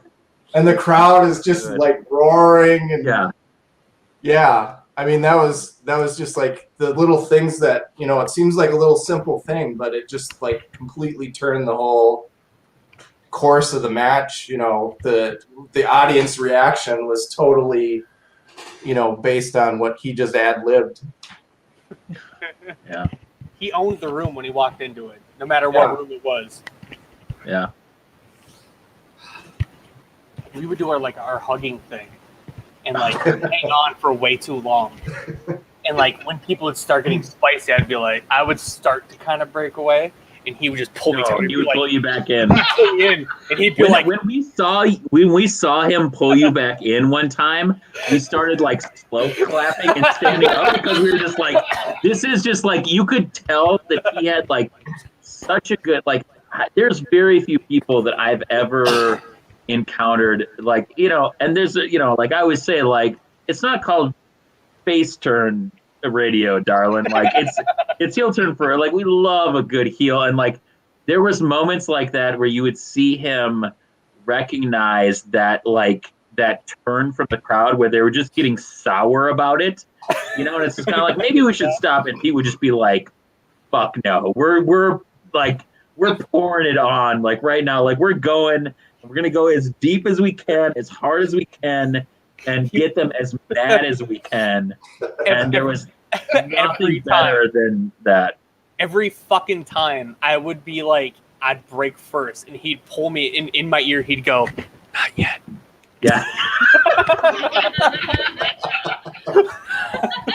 And there's so many good moments like that when like that picture, I think that you commented when I posted a bunch of pictures after I posted my thing about Pete, of the picture I took of you and he and Rob taking the selfie all yeah, you got the other angle. The picture of you guys smiling is honestly one of my favorite pictures ever in Minnesota independent wrestling.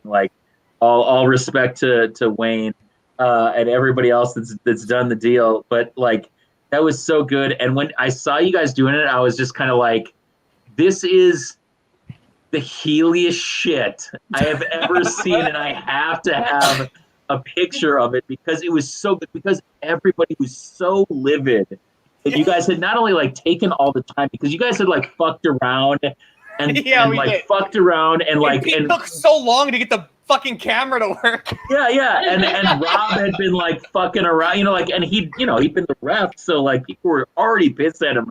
And then it took extra long time, and I was this is one of those moments that I think great heels live for. They just milk it to the point that people are so angry that they would just crawl in the ring if they were allowed.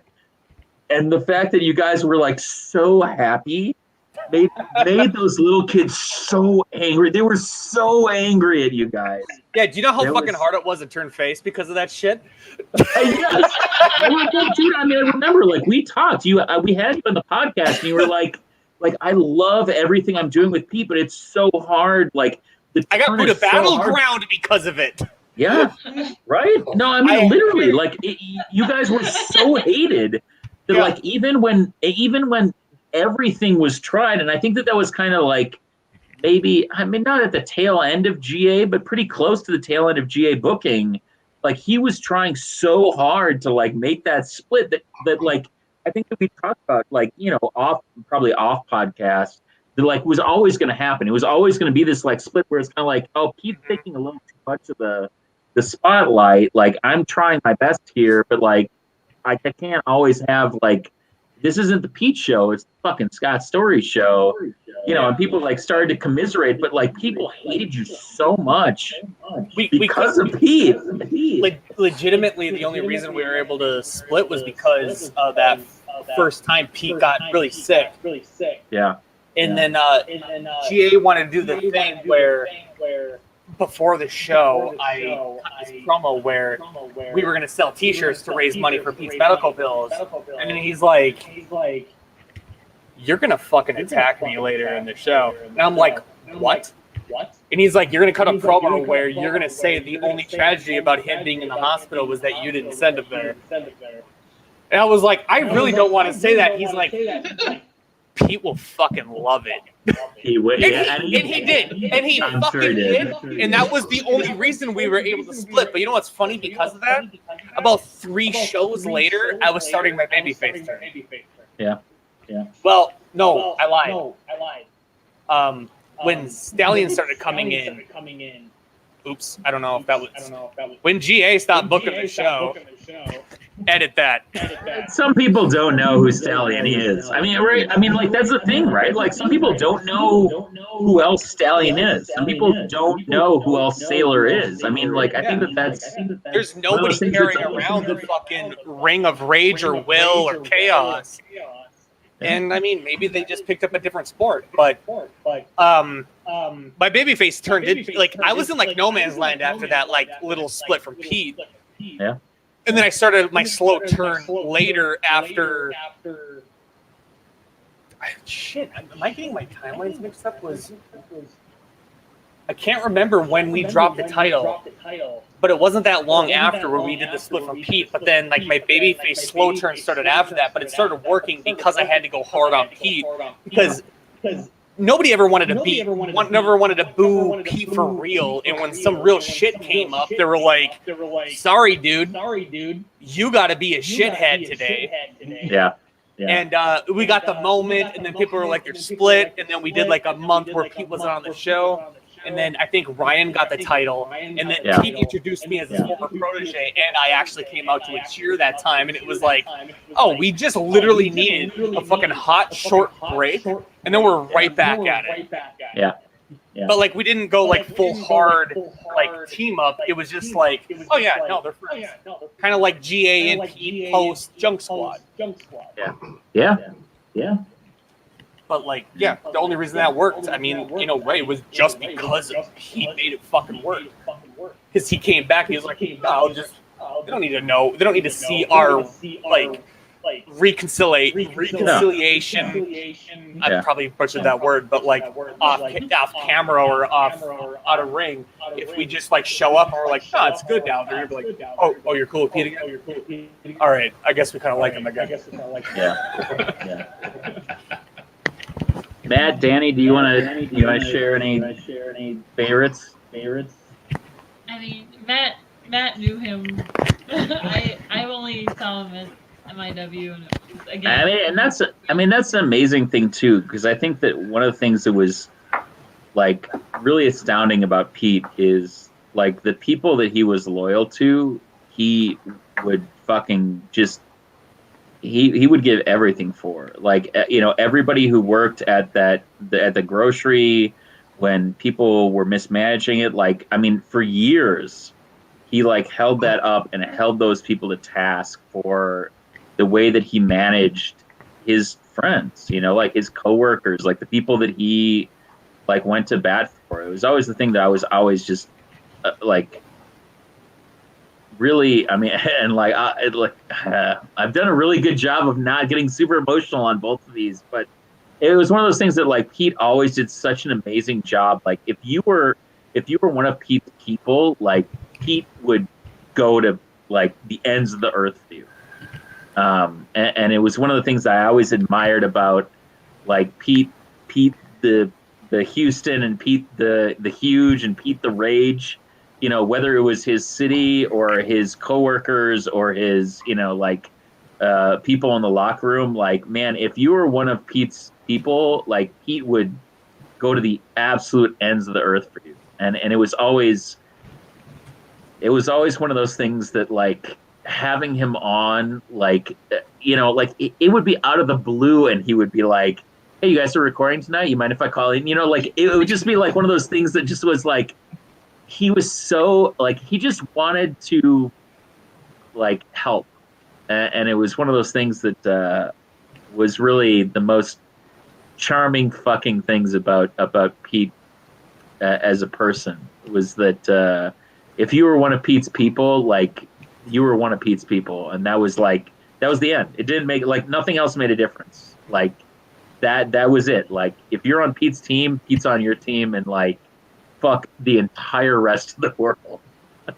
He made like everybody feel like family. Yeah. Yeah. Like a brother you never had or something like that. Yeah. Yeah, we were just, grunts. We worked at Rainbow Foods, and then he had gone on, and I think that was where he was more in charge of his, the next job that he went at, but it was still produce. And it was, we were, I didn't really, I mean, I knew him from work. We worked in the same store. We both worked there for a while, but it was, we both gave enough of a shit. And I think we both respected that about each other, because there was a lot of people there who just didn't care, because you didn't have to. So we both came in and we worked. And, we didn't work hard unless we, and sometimes you had to, but we weren't slacking off. But the thing I think that sticks in my head, I don't know if it was the first time that it happened to Pete, but it's one of the first times I can remember it happening to me. And Beard, you're about the same age as me. I think you're a little bit older. Yeah. And I know Pete's right in there too. But one of my first memories of realizing that, I'm not the youth anymore, was with Pete. We were at Rainbow, and we were talking to one of the cashiers, and we're just like, Mega Man, Super Tecmo Bowl, we were talking about Nintendo games, and the cashier is like, just like blank, like there is no comprehension of what the hell we are talking about. She has no idea at all, and she's like, "What are those?" And we're like, Nintendo. And she's like, "What?" And we're like, "When were you born?" And I can't remember when it was, but it was well after the original Nintendo had come out. We're just gonna go into the back room because find an ice flow. You just kick us out on it because our time has passed, apparently. Yeah. Atari 2600. Yeah. I still got it. I don't have any cartridges. I still have the Intellivision that I grew up with. Tiger Electronics. Yeah. With that weird game pad thing. Yeah, with the little like round thing, and then like the cellular phone. Like, yeah. God. Yeah, no, Matt, I don't think there's anything better than that.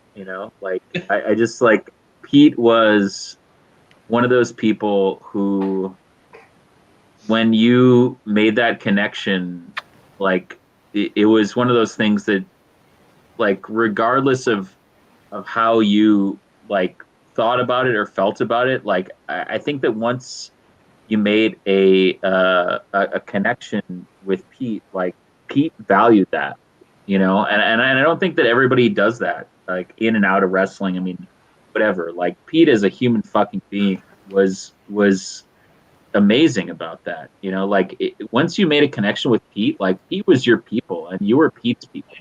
And seeing him, talk on social media and stuff about the people he worked with at Herkimer. Oh my gosh. And stuff. The connections that he had with them. It's like, holy shit, there's people at my work that I wouldn't, push out of the way of a bus. Wow.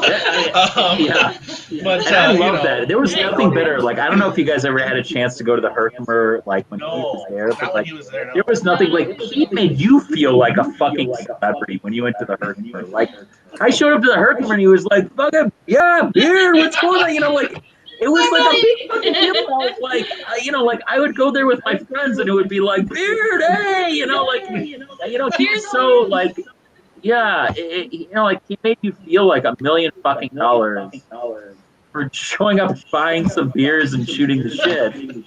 And I think it was the same, like going to a show, coming out and saying hi, or just like being on a show together. Like, there was something so genuine about the way that he like loved and supported people, and like just I don't know. Like I know that the Pete Huge rage, like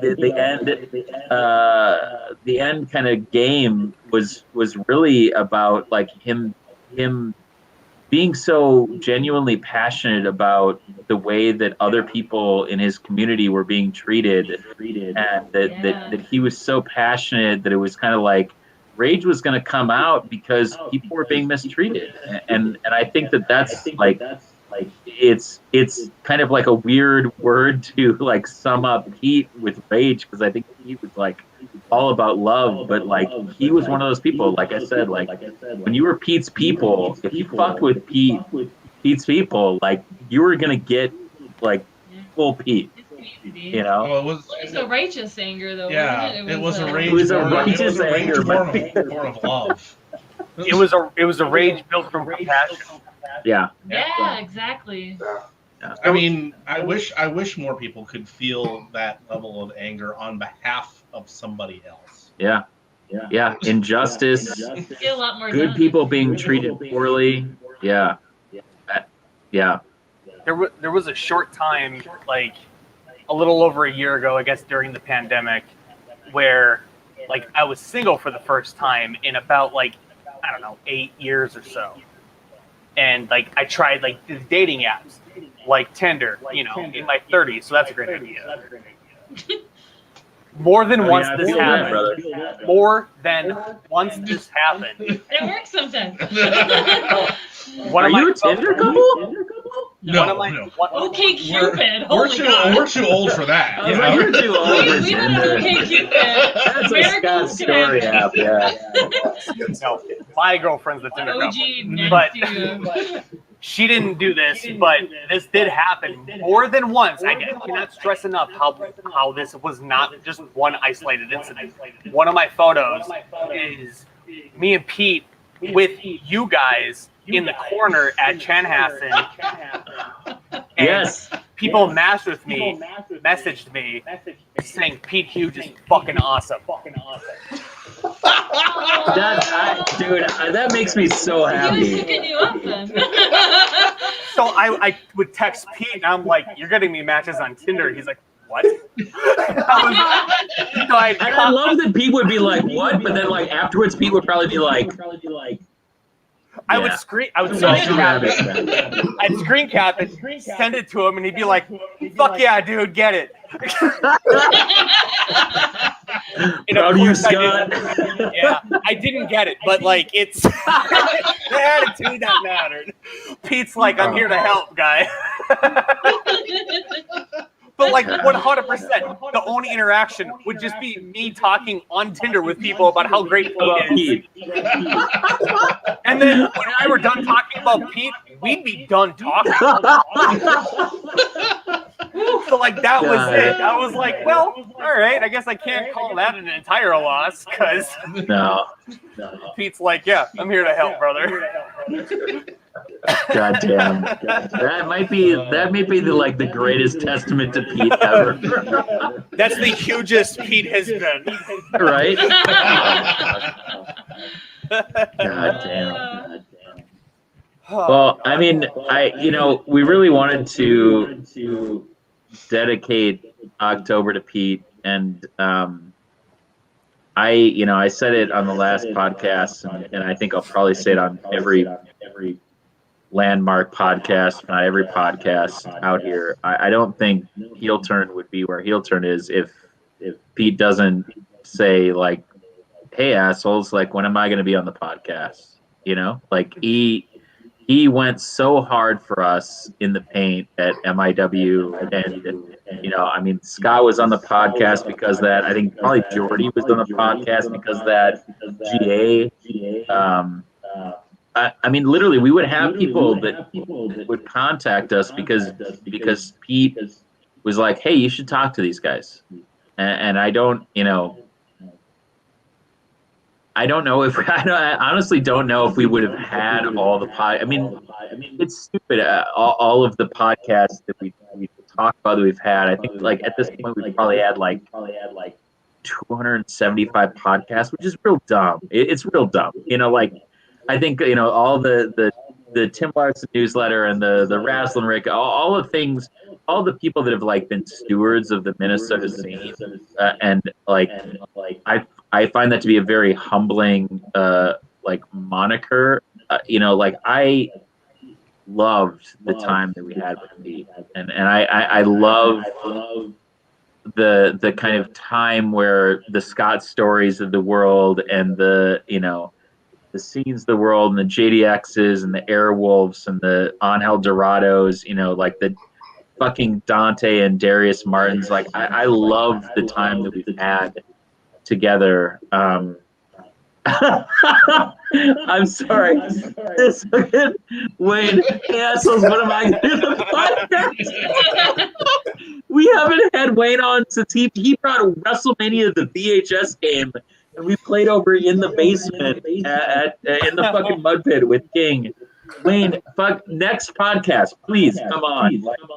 And Scott and Darren, like I would love to have you guys back on. I mean, one of the things that's been the hardest about the pandemic has not been getting together and having people come down for the first time when they're like, I don't know, is this gonna be like a fucking murder basement statement? Like then they're on there for the first time and like man, like the second time, like the first time we had Darren on, we were like, oh, like we were like Scott's story, like, oh, it's fucking Darren Corbin, and then he's like super cool, and like we have like a list of questions and like sub questions, and we ask the first question, he just like goes through every sub question we have, and we're like, okay, we'll just move on to the next thing, because like there's some people, but I think that the more we're around the wrestling scene, the more the Scott stories of the world, like Darren, when you came back, like people have been around the block and they're able to have these conversations about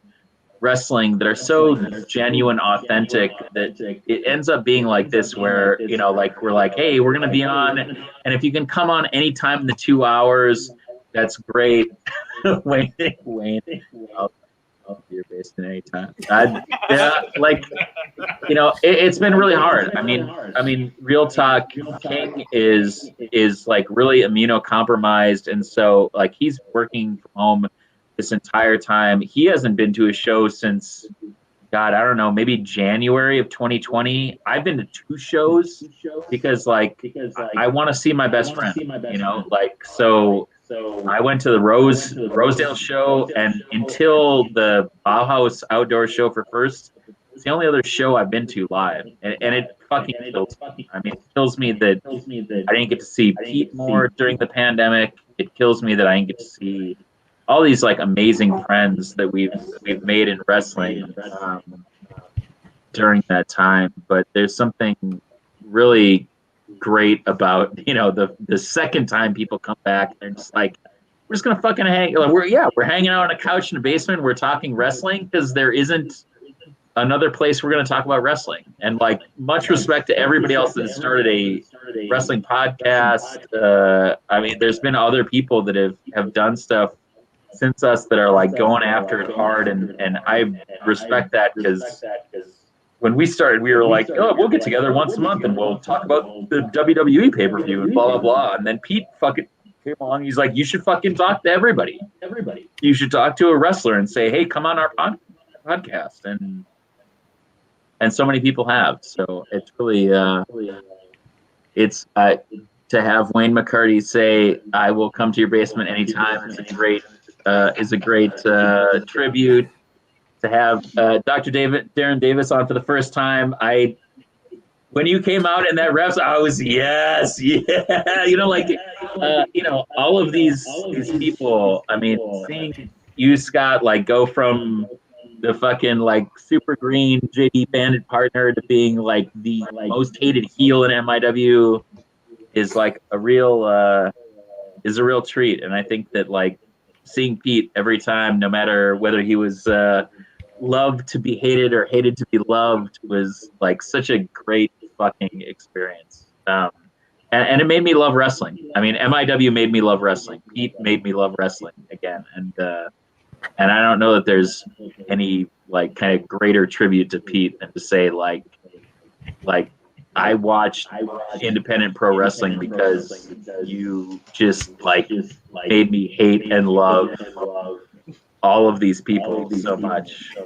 And there's nothing better. There was nothing better than seeing Pete being hated by people because that dude had a fucking gift that very few people have to do that. And yeah, read Darren's blog. I posted a link to it again or earlier. I'll post a link to it again. It was one of my Bibles, like coming back into the scene, reading all the old things, and your tribute to Pete. If people haven't read that, I mean, there's snippets of it that kind of came out in this, but man, I don't know that there was a better tribute to Pete. From like everything that came out of everything. Yeah, it's really tough. I mean, and we've lost a lot of people. Jerry Anderson, I thought your tribute to Jerry was amazing. It's really hard to kind of put all of these things into words, but I think that the series of posts that you did on Pete from the tag team of the '90s to the Celebration of Life was really. It's hard to say what Pete meant to everybody, but it was. I mean, you did a much better job than I have done, and I very thankful. Yeah, I hadn't posted anything on the blog for a long time, and it was just, I mean, Pete, was the kind of the inspiration for me to start writing a little more on that. But yeah, I know there's sometimes when I post some older stuff, it feels like, okay, am I just like reliving my own, not childhood, but like, am I just doing this for myself? But yeah, that one was just,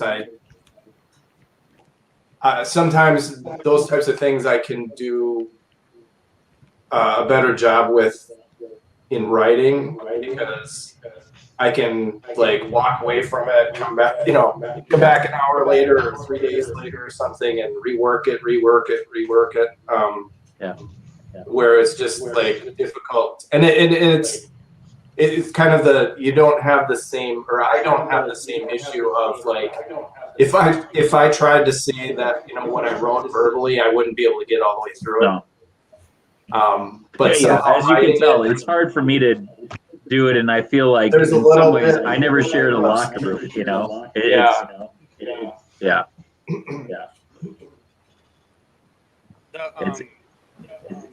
Like, there was a thing you said when you were like talking about your podcast, where you said you had so many episodes, and you're like, oh, it's stupid, or humbling or whatever. But like, it's not stupid. I think we're all gonna think like the things we do, we're gonna like downplay them, but like the things you do, I think is bigger for the wrestling scene than you guys might know. Because like you compared it to like what like Razzle and Rick did like a decade before, and what happened before him, and so on and so forth. But like you guys were that voice of this generation, which is my generation, and like you said, Pete helped you guys launch into that position, which he did for me also. Like, I wouldn't be who I am today, not only in wrestling as Scott Story. Scott Story definitely wouldn't be anybody today without Pete Huge, but neither would Dustin. You're like, me as a real person, because our interactions outside of the ring were just as, if not more important outside. Yeah. But, like, I heard you guys talking about me before I ever met you guys, and I was like, holy shit, like there's people noticing like what I'm doing, and I'm like, every time I watch myself I fucking hate it, but these guys don't. What?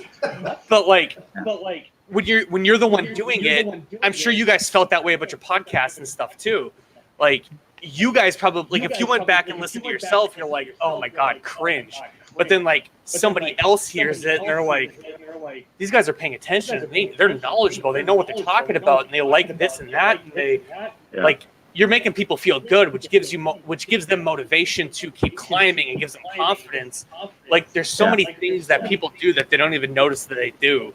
And I mean, I guess I don't know if Pete knew what he did. I hope he did in some sense. I'm sure he did in some sense, but I don't think he knew fully how valuable he was to not only people in wrestling, but everybody in his life.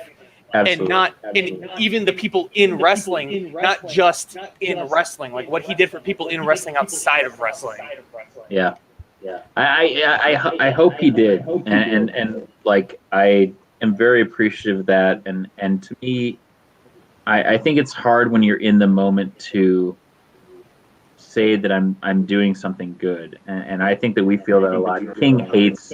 There's nothing that King hates. King will not listen to our podcast. He won't listen to our commentary. Like I was always like I always had to listen to our commentary and be like, hey, we're doing this well, or send it to other people and be like, hey, how is this commentary? Are we doing right by the wrestlers? And he hates it. He hates listening. He's like, I hate the sound of my voice. And I was like, listen, if someone doesn't do it, then we're never going to get better. And I think that was the thing that I always loved about Pete was like, Pete would be like literally like, hey, how was that? And he would want to like get the good, the bad, and the ugly. And I always loved that, you know? And I think that for us being able to shine a light on people that were going out there, like the thing I loved about Scott's story as a story, go fuck yourself, was that there was an emphasis that like Pete always wanted that to be better, and like all due respect, like once you caught on about that, like the improvement that you made as a result of people being critical, about being shitty about it, about like being honest about it, like man, like the Scott story got better and better. Like people hated you more because of the things that you were able to pick up on. And I think that for a lot of young wrestlers, they don't have that kind of guidance. And I think that it was one of the things that like I always felt like MIW really benefited from, in the same way that I think maybe JD benefited from having like GA, you know, like seeing a face that was like, you know, right? Like people worship them thighs. Let's be honest, right? You know, like, right, you know, you can't get a much better baby face than GA on the Minnesota Independent Wrestling. Yeah. But like, I think in the same like fashion, you couldn't get a much better heel than huge. You know, and so I think that it was great to see like some of my favorite pictures, photographs people ever took. Some of my favorite like Dustin moments were those moments where like I was like, oh, he's fucking feeling himself being a heel. Like, you know, like there was photographs where you're like, Scott's enjoying that, but Dustin is relishing that. Like he has like figured something out about wrestling that is so good. Yeah. Wayne, grab onto that. And yeah, and if you haven't checked out Midwest Indie Wrestling, blogspot.com, go. I mean, Wayne, when you said like I'm stepping away, I'm not going to be photographing, like that's an end of an era too. I think that like as much as the people that we have had at the top of the Mindy 50 without like stroking my own ego too much, right? The JDXs, the Airwolves, the Dantes and the Darius, like to be real, you know, people that have been able to like graduate up and out. I think we're, you know, like is a new era, and I hope more people can kind of move into. I hope we see more familiar faces on AEW Dark. Frankly, you know. I hope so too. Yeah. But yeah, you know, I mean, just say it. Relive all of the like the histories of people that have been on our scene. And I mean, and Wayne has been around since Darren. I don't mean to date you, but like the Darren Davises. I mean, the heyday. You know, like I mean, Austin Aries when it was on our Thorf Mastiff before he was you know. Eric Redbeard, or if he was, a part of Bray Wyatt's stable in WWE. I mean, all of these amazing Chad Gable, like people that have come out of our scene that have graduated up and out, and for some people, like fucking Ari Daivari. I mean, the fact that WWE couldn't make Ari Daivari work is a goddamn shame. It's a failure to them, not to Daivari. No, but the fact that we have Ari Daivari back on the Minnesota scene, and the fact that Airwolf For how long? has called him out, yeah, absolutely, right? The fact that Christopher Daniels is going to be wrestling him on the AEW weekend, like, fuck yes. I mean, Christopher Daniels is one of the first like independent wrestlers that I saw when ROH Rebirth came to the St. Paul fucking Armory, where Steel Domain and all these other, promotions ran. Like, I went there in 2004 when I was like in college and saw like CM Punk versus Bryan Danielson with fucking Ricky Steamboat as a special guest. I mean, like, how crazy it is to think about, like, 15 years ago, people that were, babies that are, in college now are like seeing CM Punk and Bryan Danielson come to AEW and be able to have these matchups with people and give that rub that like some of these people were giving to them 15, 20 years ago. Like, fuck yeah, wrestling, I don't know. And that was Pete. That was Pete. Like Wayne said, grab onto a vet, and it's it's harder to do than to know, because you can't just grab onto a vet. You have to have that relationship. And I was in a position where I was in the locker room with Pete, and it's like hard not to grab onto Pete because he's like, grab onto me. But let's fucking do this. Yes. But I also had it wasn't just Pete. Like, Pete helped me tremendously, but GA was there too. The way Kyle from Knocked Out Productions says is that Terry did the training, but my in-ring training, your on-the-job training, I did with Jordan a lot. Early on, more than I probably had any right to, but that forms so much, even if it didn't look like it in the moment. Sometimes I learn things and it takes a while for me to start figuring out how to put it into practice, but I do eventually. And Jordan and Pete planted those seeds, but also through Kyle, he knew Corbin from high school. So before I even started training in Minnesota, I already knew who Corbin was because of the fucking YouTube shit, and I had a good rapport with Corbin right off the bat. And Corbin's another guy that if I said I wasn't who I was without Pete, Corbin also is that guy too, because I could message him in the middle of the night about some random question, and we'll talk about wrestling for fucking 2 hours straight, just about random, maybe if it's storylines, the philosophies, how things can work, how things can't work, just breaking just anything down. And if you think I talk a lot, I mean, grab onto a vet, because I found the vet that talks more than me, and it's very helpful when you do. Yeah. I found about 3, I guess. So. Well, so Wayne, I wanted to share this before we wrap up. Just post a photo. I took a Punk Danielson match on my Instagram. I mean, there's so many amazing moments that have happened, I think, in Minnesota independent wrestling, and I know it's a hard time. It's a hard time for me. King is immunocompromised. My mom is as well, so it's been really hard to justify going out to independent wrestling. But I think if you can support the folks, whether it's buying a shirt or an 8x10 or anything, or just donating, well, right even now, watching the matches on YouTube. Yeah, anything that you can do to get hits, to get likes, to get shares, go out of your way to share that shit, because we want to have a wrestling scene. I mean, last year I didn't do the Mindy 50. It broke my heart, but we didn't have enough matches. And this year, honestly, I think that there's people that have graduated out of the scene. I think we could have a really different Mindy 50, as different as it was from 18 to 19, and like 19 to now. I want to believe more than anything, and I want, I selfishly, I want Heel Turn Radio to be able to, bring the Dr. Darren Davises of the world back. And I would love, I mean, selfishly, there's people like you and Nate Bash and Ben Saylor that I've never had the opportunity to really dig into the careers of, or just like your opinions about wrestling. I love that, and at the same time, I love being able to have the Scott stories and the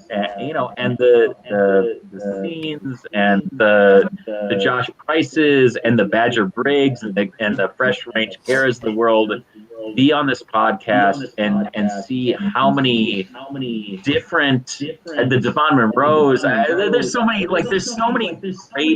great people that love wrestling, that want you to love wrestling out there, that it's hard to do this every other week. It's hard to do this on Twitch and not just try to interview people every week so we can get people's names out there. But it's a real pleasure to be able to, in the worst of circumstances, look back at someone like Pete Huge and say, this man had such a huge fucking difference on our scene, and there's so much Pete out there to enjoy, man. We'll publish a playlist of even more Pete, but fuck, there's so much, even all the matches that Scott, that you had with Pete in your corner, the fucking shenanigans of Pete on the fucking apron, that alone is worthy of fucking years worth of podcasts, I'm so lucky for that shit too, because I right now I've held it together and stuff, but Yeah. there are days and nights where I don't, and if I'm thinking about Pete, I have so much shit I can go back and look at. That's just things that can make me cry, things that can make me smile. Yeah. And I've lost important people in my life before where I don't have that, but with Pete I do. And I mean, goddamn, it's such a shitty situation, but it's hard not to see a small silver lining, being I have all of this to remember. Where, I mean, shit. Yeah. There's people that were probably even closer that don't have things like that, and I just have to, that can't not be special to me. So now I'm starting to break down talking about it. Yeah. I hope that there is another story in Huge. I hope that there is a tag team of the 20s. I hope that there is another motherfucker that shows up at a grocery store and meet someone in this most genuine way, that then you show up at a fucking wrestling show and be like, I know that dude. I hope that all of these unique experiences that we had with Pete to be a testament to, as Wayne says, being a pedophile. I don't know if I like that term. But he would have fucking popped so huge for that, right? He would have loved that fucking joke. Pete would have loved that joke. And yeah, Pete made an impact, and I don't think there's anything better. I love that we could go an hour ago I was oh well, we should probably share favorite memories, and we're talking an hour later about a dude who was he was so fucking genuine. He loved so hard and so passionately that we can share all these memories, and we could do an entire podcast, a Petecast, I mean, because there's a lot of people that has that has touched and is really fucking amazing. And I can't thank all of y'all enough for sharing some just genuine Pete stories. Yeah, Pete made all of that. I think Wayne, you just hit it on the head, and I, wanting to have Bash and Ceylon. There's so many people. Darren, I can't. This is a total treat. Like when you came out, I was like, "That's fucking Darren." Like, you know, like there's nothing better than like sharing some of this history with people too that might just be discovering. You know, they might be me or Matt showing up the first time and being like, "I fucking know that guy," or like, "Holy shit! Like this is great. Like this is everything that I want from wrestling that I don't get from a major company." And I think that there's something beautiful about independent wrestling that's like that. And Pete was the fucking embodiment of that. And there's nothing I love more than people. I hope that people will discover Pete for the rest of the eternity until we're all cyborgs, you know, wrestling for money or whatever the fuck the future professional wrestling is. You know, like I hope that people will show up and be like, "Oh, that mother in scrubs, that motherfucker in scrubs is wearing a wrestling t-shirt or a referee shirt." And like that referee just became fucking Scott Story. You know, like I hope we'll have all of these moments with someone like Pete caring enough, and like be willing to be thrown around or be willing to be a mentor or be willing to just be like a cool fucking dude that's like, "Yeah, I recognize you from the grocery store. Like fucking let's go have a shot after this wrestling show and talk about what we love about wrestling." Because I don't think that there's anything more genuine about like local independent wrestling than Pete fucking Huge. You know, It's hard to describe Pete Huge as a person when we all know he was a force of fucking nature. The Pete, Wayne clarified Pete made that too. Pete came up with pedophile, which is the most fucking Pete thing of all. That was one of the few things he told me about like his gimmick when we were working together. He's like, "My fans are pedophiles," and I'm like, "Okay."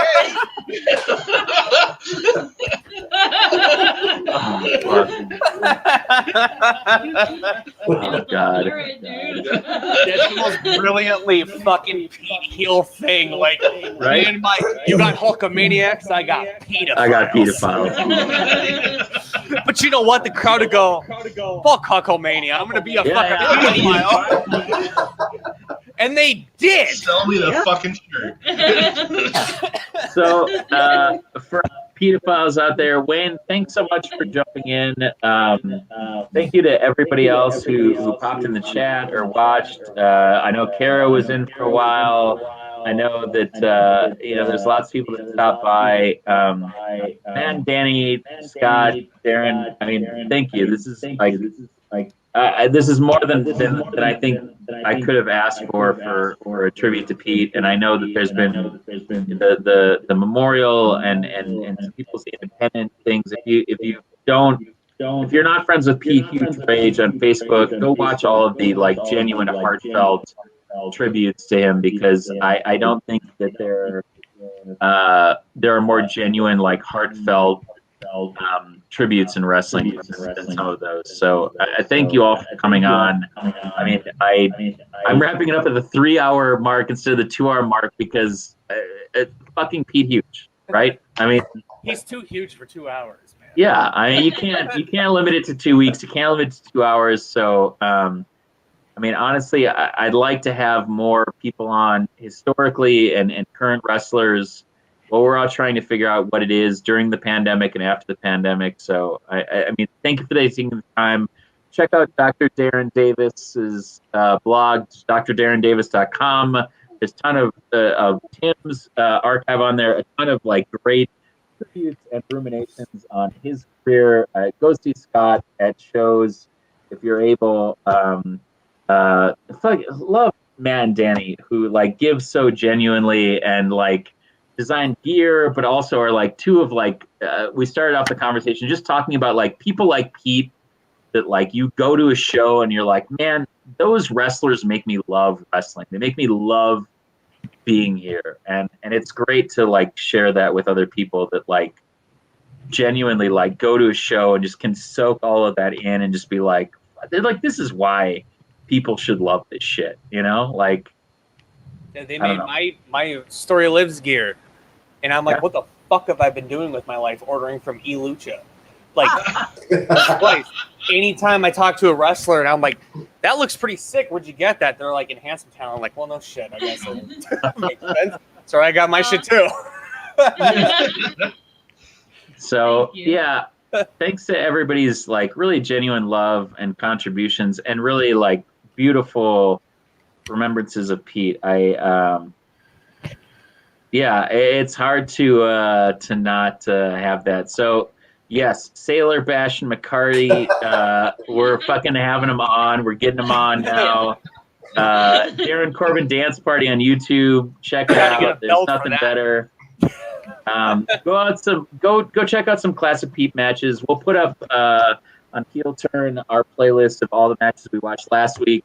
The multi-parter, the blow up of the tag team of the '90s. We got the whole thing on YouTube of Dr. Trey Davis and Pete Huge. And if you haven't watched the fucking Scott Starry Pete Huge versus Terry Fox era of MIW, go seek it out because there's nothing worse than there's nothing worse and nothing better than the genuine disdain that Terry has on his face as he's trying to be a face so desperately, and we are shitting all over it in MIW. There's the disdain of Terry Fox fueled me for so many months as Scott and he just made people love them by their like genuine antics in MIW. So dude, there was times during that where like late into it too, where we were gonna go open the show and like as we're getting ready, Pete would go, "Hey, grab your phone." I'm like, "Why?" And he's like, "You're gonna text and not look or react to anything." Yes. The entire that was my favorite thing. You would just sit in the corner and you would just kind of look up and then, oh, what a millennial. Yeah. He would literally go sit in the corner and be on your phone. Yeah. And then if I ask you anything, look up and go, Yeah. Or like Terry trying to get like Terry in the like when he get pissed off and in the ring and you guys would like Pete would be in his face and you'd be sitting there just like fucking off on your phone. Oh God. All of that was Pete. I cannot take any credit for that because I'm like, are you serious? I'm like, are you serious? He's like, do it. Trust me. It was perfect. So good. Well, thank you guys. I mean, all like so genuinely and generously for sharing your time and your memories. It's there's